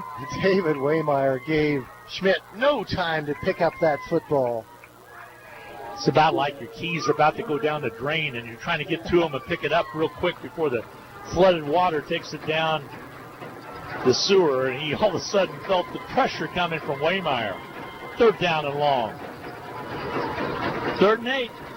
Schmidt wants to throw the football, comes across the middle, catch is made at the 45-yard line of Hutchinson and knocked out of bounds. And a catch made by Newton for the 1st down. Jake Schmidt caught it. He's a junior. So Schmidt to Schmidt on the connection right there, moves the chains. Big time throw. That pass takes a very strong throwing arm. Stops the clock with 5:03 remaining to go in this fourth period of play. 5:03 to go. Stop the clock. Ball at the 47. That's Newton's 47. Now Schmidt's one of the better quarterbacks that we've seen all year long. Throws it across the middle. Incomplete pass. We've seen some good ones this season. Yeah, we have. Tell you what, Mays South, Mazes, Garden Cities, Hutchinson's, you're exactly right. We got to see Miles Thompson every game, though. Miles plays he's really been well good this all year. Season. 2nd down and 10s, the whole team has, but you take Thompson, you take McEwen, you take Barlow, you take Peterson. Again, Zach Hogan, Blackwell. Any of these guys touching the ball offensively have done a heck of a job, and the defense has been stellar. Schmidt in the shotgun. Thinks about handing it off. He doesn't. He throws it across, incomplete pass. They're way behind his intended receiver, which was Martin on that slanted pattern. It brings up a 3rd down and 10. You know, that Mays quarterback, Avery Johnson, was pretty good last week, too. That's right. Forgot about him. And he's There's just about six of the 8 games that Hutchinson played this year had tremendous quarterbacks. Yep, that's right. Then you had some great running backs back there as well. This Forrest is one of them. You had the Middleton kid from Andover that was outstanding. 3rd down and 10 now. Ball on the Newton 47. Clock at the 4:52 mark. Stop at the incomplete pass. They'll hand it off. Here's Forrest trying to get outside. He's going to be wrapped and thrown out of bounds at the 50-yard line. Who else? Jack Hopper. Picks up only 3 yards on the carry. 4th down and 7. No choice when you're down by 11 only 4:46 to play in the fourth quarter. You almost have to go for it on 4th and 7 in this situation. Stop the clock, though, Dan, with 4:46 to go. And you're exactly right. This could be ball game right here if Hutchinson's able to step it up and stop the Schmidt passing attack. Ball at the 50. Back to pass, 4th down and 7. A screen pass is caught at the 50-yard line, and then tackle from behind, but he has enough for the first down, all the way for the 42-yard line. It was a screen pass that had the pass been a little bit higher and not forced Kenyon Forrest to stop completely, to come back and get it. Jack Hopper out the stop, along with also out there was Garrett Robertson off the stop, number 44 for the Salthawks. Back to pass. Schmidt to the right side. Catch is made at the 45. He splits 2 receivers and goes up for a 9-yard pickup. That's Maxwell. Keeps the clock rolling at the 4:17 mark. Now both teams with all 3 timeouts for each team left on the board. Newton wants to get a quick score and then use their timeouts on defense to try to get the ball back. 2nd down and 1. Schmidt out of the shotgun. He stayed shotgun or pistol all night long. Back to pass. Goes right side. Incomplete pass. Overthrown the intended receiver. Here comes the flag again. And is there going to be another pass interference? I think so. Flag's at the 14-yard line. A lot of contact over there, and they elected to decide the ball was way overthrown. Now, my question is was it a catchable ball? You know, it's one of those judgment calls where I think it was catchable because the contact slowed down the receiver and took him off his stride. Stephon Hunter, the defensive back over there with contact made. So that'll set up. Or it might have been Nolan. With 3:54 to go, a 1st and 10 situation for Newton. They'll mark the ball at the 18. Throws the ball on the right side. Catch is made and then knocked out of bounds. It's at the 15-yard line. Pick up of 3 on the play. Nice job by Nolan Cunningham to come up and make the stop immediately. Newton has successfully thrown the pump and go several times this game, so it makes it tough on those D-backs. Ooh, they did not stop the clock. They say that he was still left in bounds, so 3:28 to go. Clock moving along. 2nd down and about 7. Now the White Hat wants to make an announcement. Yep. 3:52 is what they're going to put up. And I thought he was out of bounds as well. Another one of those judgment calls. Did he stop his forward progress inbounds or not? So 2nd down and 7 now with 3:52 to go in a ball game. They'll throw it to the right side. Outstretched hands of a Newton receiver, incomplete. Cunningham on the coverage again. Stops the clock with 3:47 to go. Nolan Cunningham is getting a workout. Yes, he is. A lot of passes this game, and we expected that. He's good for the cause, though. He's done a good job all year long. Both he and Weathers over on that side. You got Hackney on the other side, on the near side to us. Defense forced to replace starting safety Kinzer Newquist due to an injury tonight. 4th down and 7. Back to pass is Schmidt. Here comes the rush. He gets it away, and it is caught in the end zone by Maxwell for 6. So the touchdown is good from 15 yards out. And 3:39, the clock stops, and the score. Devin Hackney's shaken up here. Yep, Hackney is shaken up a little bit. We'll keep an eye on him. Grabbing the back of his leg. Not looking good. They'll try the extra point with 3:39 to go. As I believe Danielson will come in defensively, and they're going to take a short time out there, and we will as well. We'll step away. 30-second break, 3:39 to go in this 4th quarter of play. It's Hutchinson 46, Newton 41. We'll be back in 30 seconds. The No Fair Fair sale has been extended and the discounts are falling just like the temperatures. Pools Plus offers spas in every size, shape, and price range. We are sure to have the spa to fit you and your needs. Purchase a new hot tub during October and Pools Plus will donate $50 to the United Way of Reno County. What a great way to give back and relax. Shop local, shop Pools Plus, 21 East 1st in downtown Hutchinson. Call us at Pools Plus.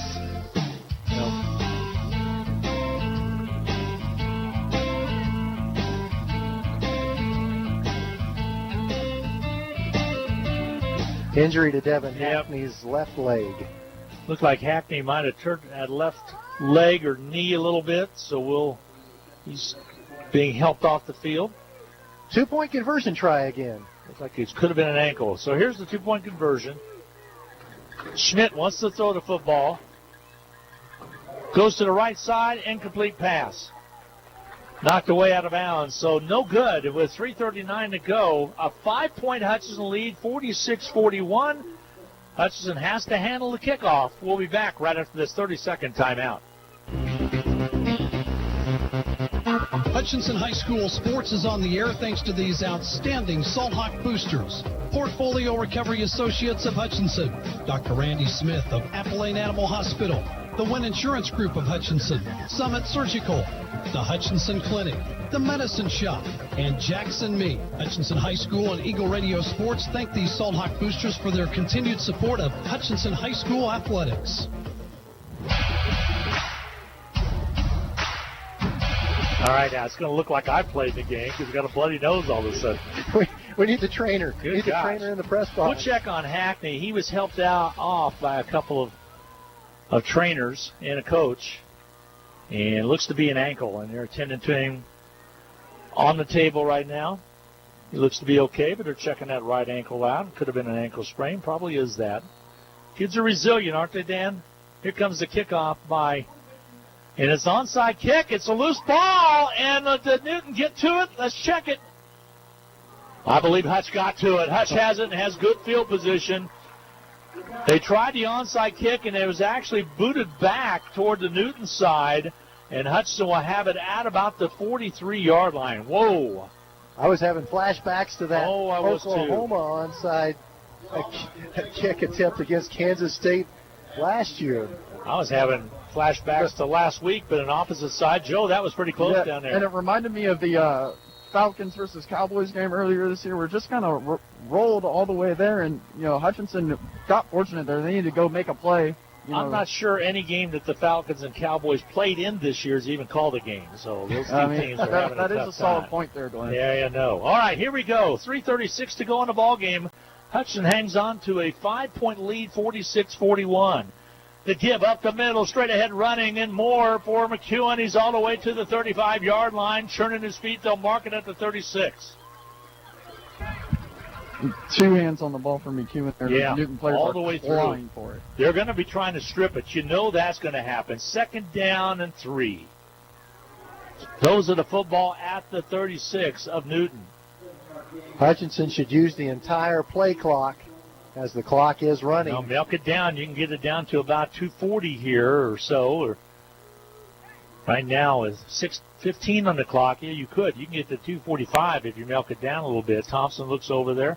McEwen's down in his 4-point stance right behind him in the fullback spot. Now it's down to 3, down to 2. The turn to give to McEwen, straight ahead running again. He's still churning his way all the way to the 30-yard line and stop there. Has the first down. That'll move the chains and stop the clock with 2:39 to go. Newton will probably take a timeout. And that'll stop the clock to move the chains to see what Newton does. 2:39 to go in the contest. Hutchinson up by 5, 46-41.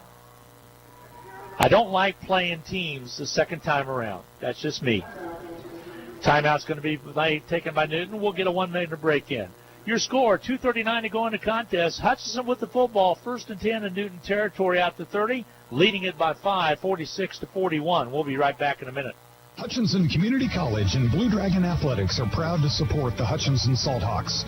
Whether you're working towards your degree or are a busy working individual with limited time to attend class, Hutch CC has what you're looking for. And for those still in high school, Hutchinson Community College's Step Ahead program provides a head start on a quality education, and it may not cost the student anything. Visit hutchcc.edu or call 888-GO-HUTCH for more details. And good luck this season to the Salthawks. The medicine shop. When you drop your prescriptions off, the personal care you'll find there will make you feel all better. The meds you need delivered with speed, the lowest prices guaranteed. Get your prescriptions with no hassle. Hutchinson football. They'll run it straight ahead, red running all the way down to about the 25-yard line.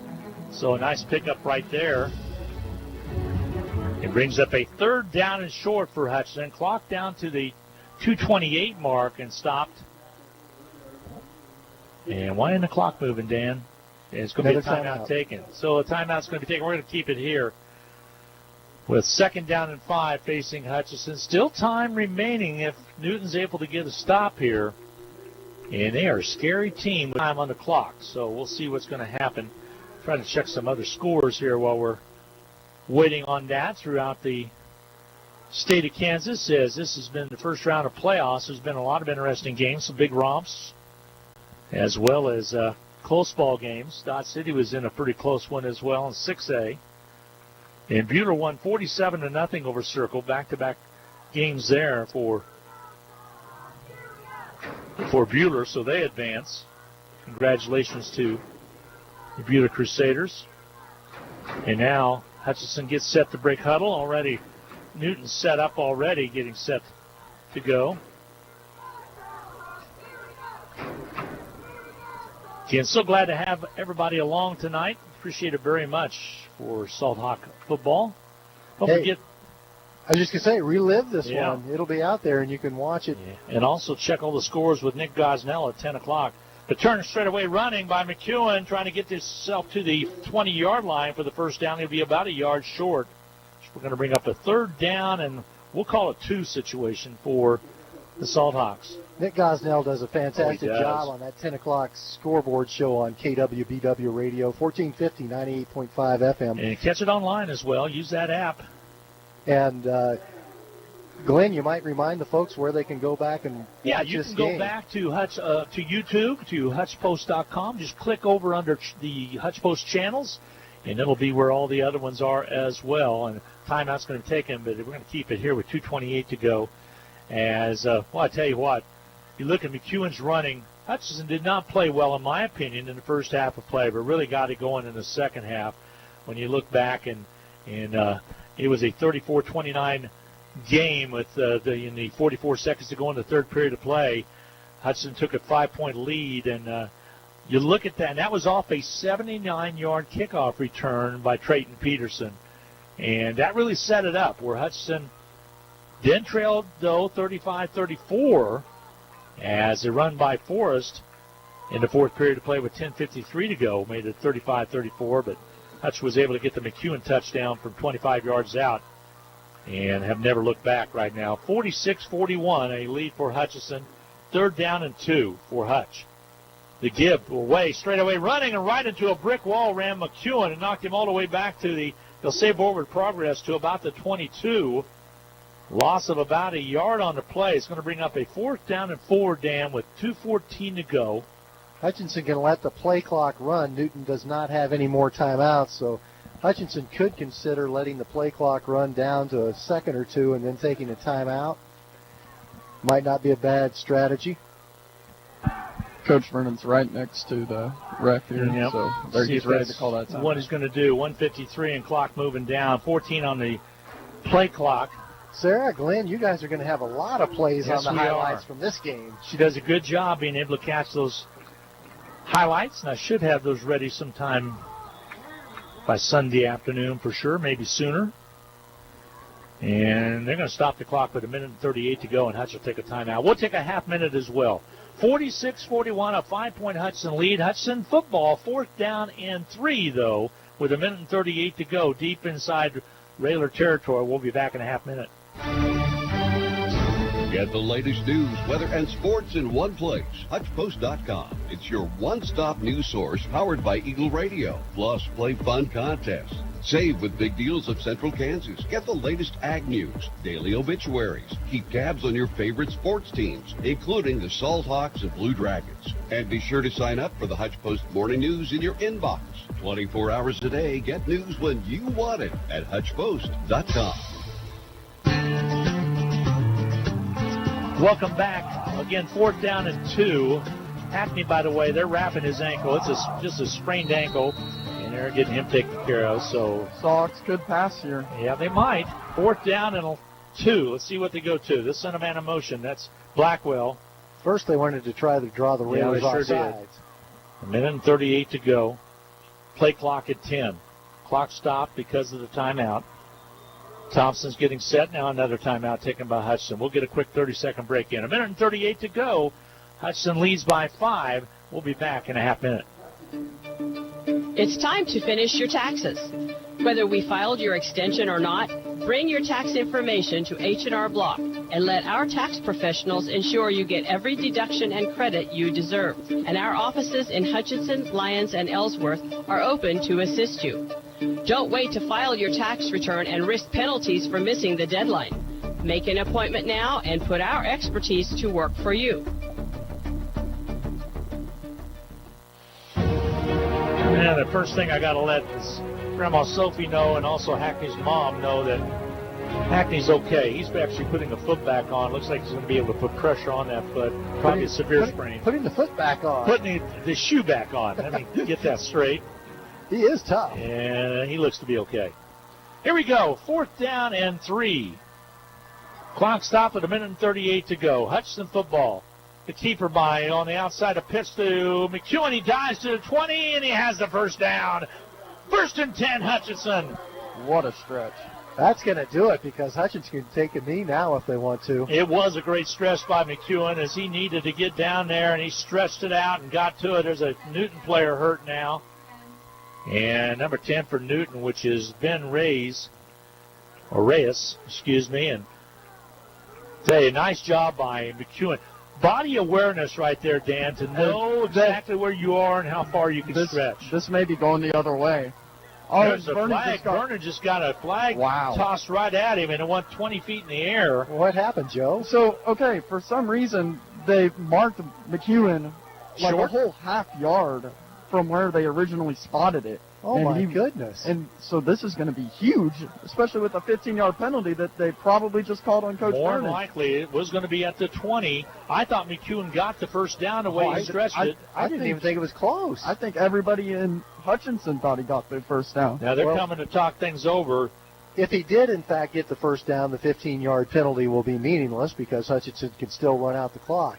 If he did not get the first down, that makes that 15-yard penalty pretty important. 1:32 to go in the contest. One of the assistant coaches is over talking to the side judge. Now they're bringing out the chain to measure it. It's right at the 20. They'll stretch it, and it is a 1st and really close to a first down, and Newton got it. Yep, Newton will take over on downs. Hutch got it. First down. Hutch got the first down. I thought it looked like from my binoculars the way the Newton kids were reacting. No, they thought they had it. I don't think I could have fit my pinky finger through there. Oh my goodness! Now these are. You hardly even see measurements anymore because the fields are so true. Right. It's an artificial turf field where the yard lines are purely straight. So the penalty that was called was not a 15-yard penalty. It was just a sideline warning. Sideline warning. It doesn't really matter. But they threw that flag about 30 feet in the air. All right, Hutchinson football, that's what's important with a minute and 32 to go, leading it by 5. Why is Hutchinson not just taking a knee? Okay, they're going to. They're going to go into victory formation. You're going to see Newton calling a bunch of timeouts here, of which they don't have any left. And they're going to make sure the two players on their front line are kept apart. Clock moving away at a minute and 11 to go. It'll bring us 2nd down and 10. Did you notice Hutchinson snapped the ball with 16 seconds on the play clock still with the clock running? I'm not sure why they didn't let it run down further, but Well, you snap this one under 40. Yeah, it shouldn't That'll matter. be it. Shouldn't matter. Just unusual that they went ahead and He snapped lost it. a half a yard, Miles Thompson, by stepping back, of course. Clock at 47 seconds and counting away. Well, this means Bishop Carroll will be coming to Hutchinson 1 week from tonight. And that should do it. Taking another knee, and Hutchinson will come out victorious, and you're right. We'll be back here next Friday as Bishop Carroll will come to town. As they had a Valley Center forfeit, we'll move them up in the bracket. But the final tonight from Gowan Stadium is Hutchinson 46, the Railers 41. What a ball game, folks. We're going to take a 2-minute timeout. Wait, can I try to find Alec McEwen? Sure, trying to find McEwen because he stretched just enough to get that first down, and we'll stay with you, Joe. We'll see if I can find him. I got to get in the thick of things here. Joe Blake doing a great job, and we appreciate everybody for following along tonight. Hutchinson goes to 8-1 on the season, and we'll get a quick comment, if we can, from Alec McEwen, as he had a monster game. Just absolutely a monster game, as Hutchinson will match up against Bishop Carroll. Just like the old days, Dan. Oh, yeah. I had a lot of faith in Hutchinson. I already have the sheet ready for Bishop Carroll. I've got Alec McEwen down here. Alec McEwen, valiant stretch at the end of the game, just enough. Probably got a little bit more than what they gave you, but what do you have to say for that valiant stretch there? Well, we knew what we had to do. We dug deep. We came together as a team when we got the job done. Defense did their job, got interceptions, kick return, messed up on the kick return, then we took it to the house, and then offense, we scored 2 back-to-back touchdowns to get us in the lead. All right, congratulations on a big night and advancing to the next round. Bishop Carroll next week. Good luck. Yes, sir. Thank you. All right, Alec McEwen with Joe Blake. Good job, Joe. We're going to take a quick timeout, a 2-minute break. We'll be back to add things up. Hutchinson a final, 46 for Hutch, 41 for Newton. We'll be right back. Hutchinson High School Sports is on the air thanks to these outstanding Salt Hawk boosters. Portfolio Recovery Associates of Hutchinson, Dr. Randy Smith of Appalachian Animal Hospital, the Wynn Insurance Group of Hutchinson, Summit Surgical, the Hutchinson Clinic, the Medicine Shop, and Jackson Meat. Hutchinson High School and Eagle Radio Sports thank these Salt Hawk boosters for their continued support of Hutchinson High School athletics. Need to send someone money? Pay a babysitter? Split the bill? Use First Pay. It is the person-to-person payment option located right inside your online banking app. There is no need to download an additional application.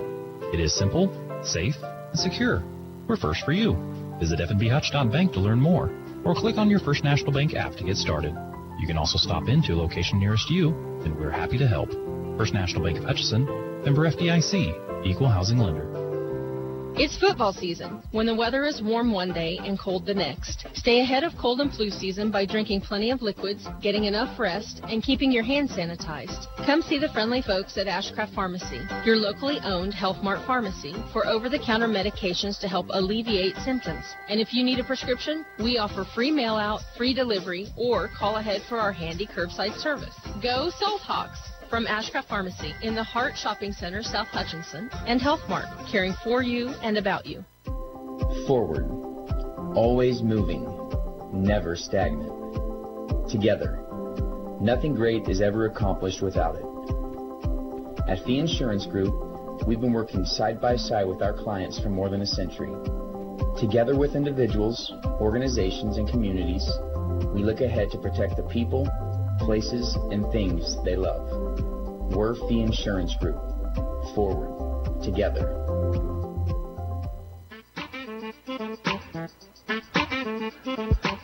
Hi, everybody. Welcome back. Your final, 46-41, Salt Hawks go to 8-1 on the season with the win over the Newton Railers. What a ball game this was. I'm counting right now, and I'll just go through the scoring. This time at the Medicine Shop post-game capsule from the Medicine Shop. Hutchinson trailed 3-0 early on. Newton with a 42-yard field goal to take the lead at 3-0. And that field goal really made a difference in the contest, Dan Nacarado, for much of the rest of the game. As we just kept kind of chasing that field goal a little bit. Hutchinson came back to take the lead 6-0 on a pass to Peterson from 45 yards out with 2:56 to go in the first quarter play. It was 6-3. Hutchinson with the lead. Then he turned around and Newton got a 26-yard pass to Martin for the touchdown to take the lead at 10-7 with the point after. Then he had a 61-yard run by McEwen at this 9:45 to go in the second quarter of play. Hutchinson was back on top again, 14-10 at that time. Another lead change. Right now I'm up to about 7 lead changes in the ball game. 6:10 to go in the second quarter play. It was a Forrest run by Newton to make it 17-14. Newton with the lead. Then you turn around with 29 seconds left to go right before halftime. A fumble recovery in the end zone by Jack Hover to make it 21-16. Stewart had it helping us out with that back in the BW studios on the replay that he watched. 21-17 was the score at halftime.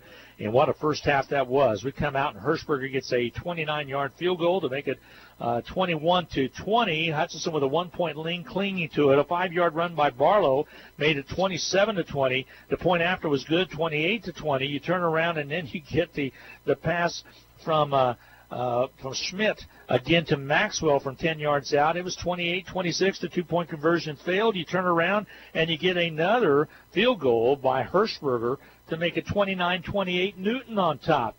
Right before the start of the fourth period of play, a 79-yard kickoff return by Trayton Peterson put Hutch on top 34-29. And then you turn right around and again Forrest gets a run with 10:53 to go in the ball game from 4 yards out to make it 35-34. Newton with the lead. 2-point conversion was not any good.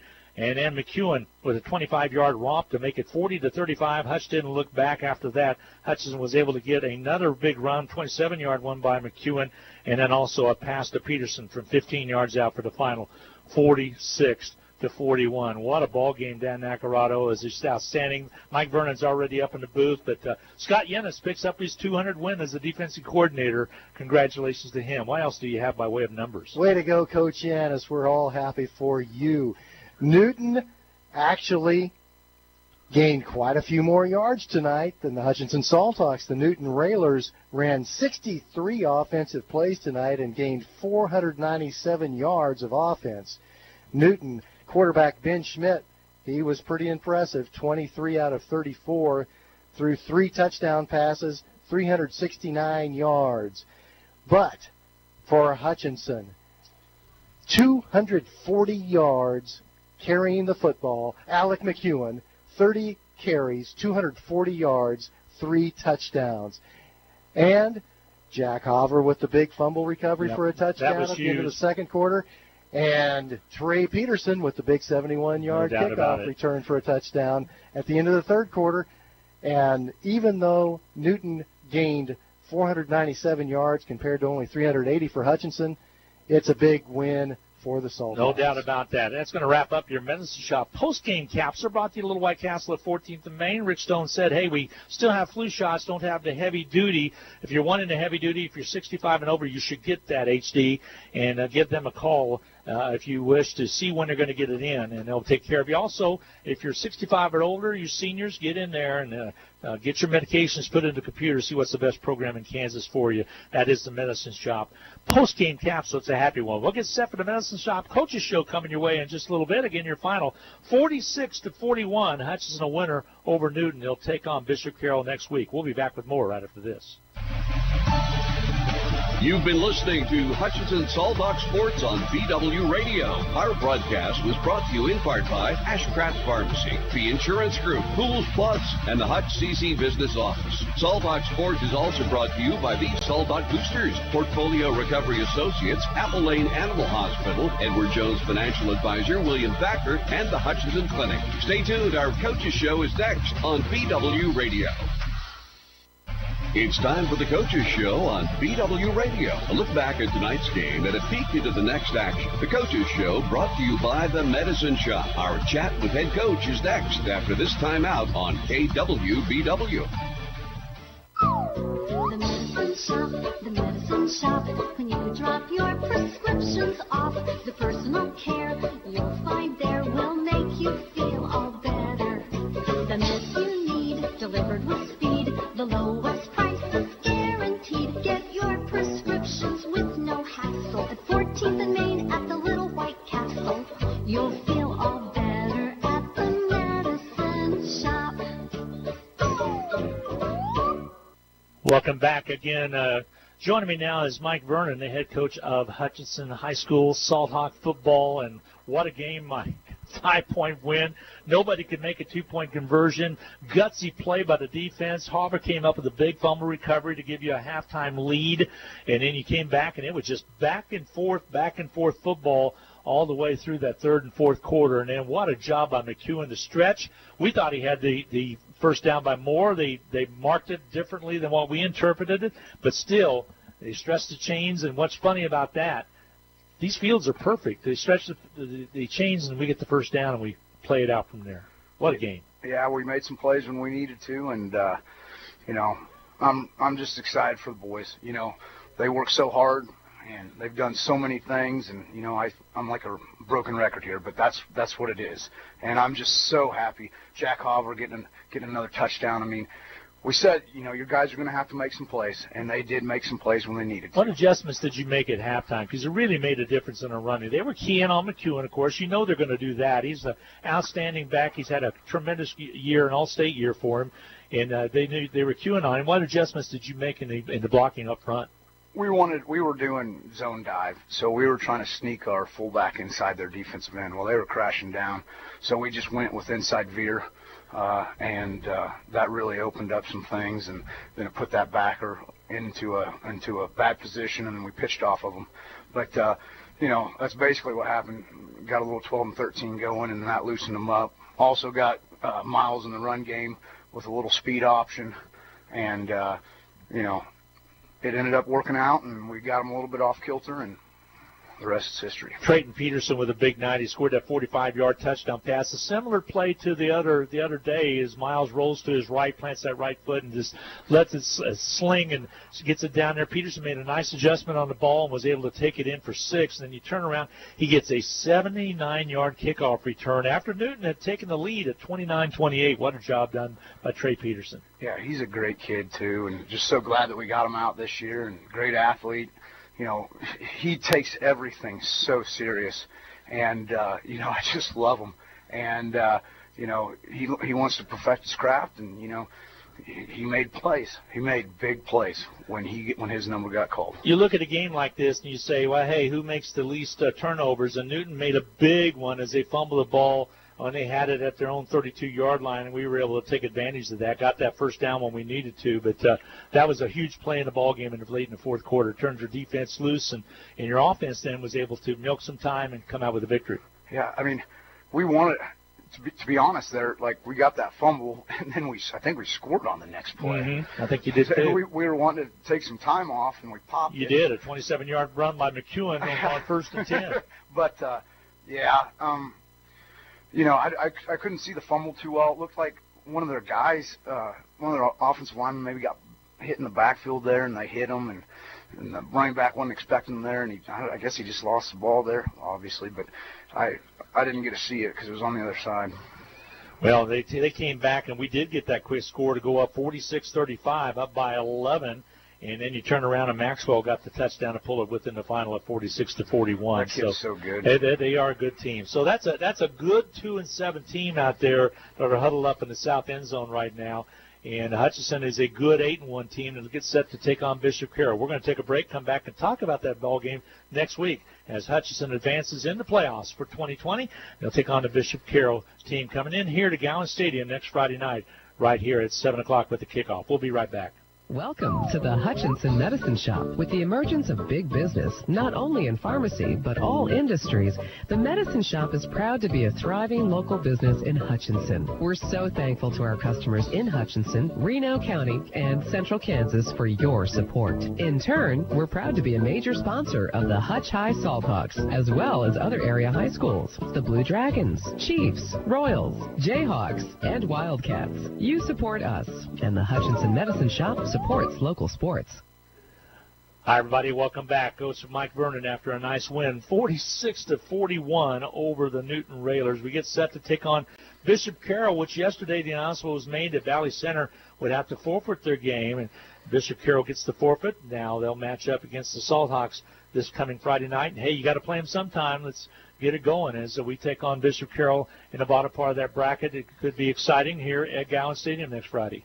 Yeah, it's going to be a great game. We got to have a great week of prep, and got to get a couple guys healthy. But I know the boys are super excited about this. Mike, what's this year mean to you? Going 8-1 right now, having a heck of a year. To be honest with you, I am just so happy for the boys. That's the main thing that I think about. I think, to take something from climbing at K-State, you keep pounding the stone, and, there's a way that we do things here that you're going to end up being successful. But I'm just glad that we kind of broke through here, and we've done this, and they get to experience this, playoff football, winning a playoff game, winning the league. It's just a great feeling for the kids, and they've just done so much, and they've sacrificed so much, and I'm just glad that they get this. These kids were 8th graders, 7th graders, 6th graders, and 5th graders before they saw the success that those guys that they used to come here and watch play, and then now they're experiencing it the same way. That has to be really satisfying for you, especially your seniors and juniors out there. Oh, there's no doubt. And, all of them, they grew up on Salt Hawk football, so, they want to be part of the lure. Well, and also some freshmen contributed in a big way. Hernandez with a big return up to the 50 tonight as well. So, Coach, we're going to let you go. We'll talk to you next week. We'll meet for lunch again as usual, and we'll get set for Salt Hawk football coming your way next Friday night again as the playoffs as we continue our march to the playoffs. Thanks for having me. You betcha. Mike Vernon with a nice comments regarding his young men.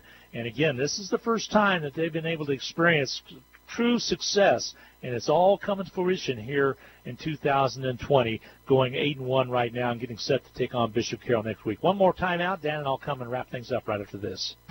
You've been listening to The Coaches Show on BW Radio. The Coaches Show has been brought to you by the Medicine Shop, 14th and Main. Thanks for listening to Salt Talk Sports on KWBW Radio, 1450 AM and 98.5 FM. Hi, everybody, and welcome back. Glenn Grunwald along with Dan Nacarado, Sarah Peterson on the camera tonight, Joe Blake doing his awesomeness as usual down on the sideline, brought to you by Jackson Meat as well as Papa John Pizza. And Dan, some final thoughts from you, young man. Quick thought about Newton. Congratulations for playing so hard against a team that was the league champion, 7-1 coming into this game. Newton Railers gave Hutchinson everything they could handle tonight, and it was an exciting, close game. Looking ahead to next week against Bishop Carroll, that's a good football team. They're 5-2, which took them down in the seeding, but there are only 2 losses, Derby and Lawrence. That's pretty good. It's a good football team. Yeah, that's a good football team as they lost to 2 good. So Hutchinson will have to be on their game, but you know what? They've advanced to through the playoffs now. Not only to the playoffs, which was an automatic, but also got this big win, 46-41 over the Newton Railers. 8-1, they'll take on again the Bishop Carroll tomorrow. That's next Friday night, right here at Gowan Stadium. We'll be here as well. And go back and look at that stream. If you want to know where to find it, go to HutchPost.com on the YouTube. Go to YouTube.com and just put in the search Hutch Post. Go up to the right-hand corner, click on channels, and you'll find the game. And plus, also is on Facebook as well at Hutch Salt Hawk Sports on the Facebook page there. So we appreciate it. Hackney looked to be okay as he walked off under his own power. I think he turned his ankle. We'll see how he's going to be. But congratulations to Scott Yennis. Wins his 200th game as a defensive coordinator for Hutchinson in 24 years. That's quite an accomplishment, young man, and we're so happy for him. He's a good man, great family. I love that family. No doubt about that. Well, Dan, it's time to get going home as we'll take a quick break and we'll get set for a pretty darn good VW scoreboard coming up with Nick Gosnell at 10 o'clock. On behalf of Stuart Haddad back at BW Studio, on behalf of Sarah Peterson, Joe Blake, my partner Dan Nacarado, I'm Glenn Grunwald. Enjoy the rest of your evening, folks. So long. We'll talk to you next week from Gowan Stadium.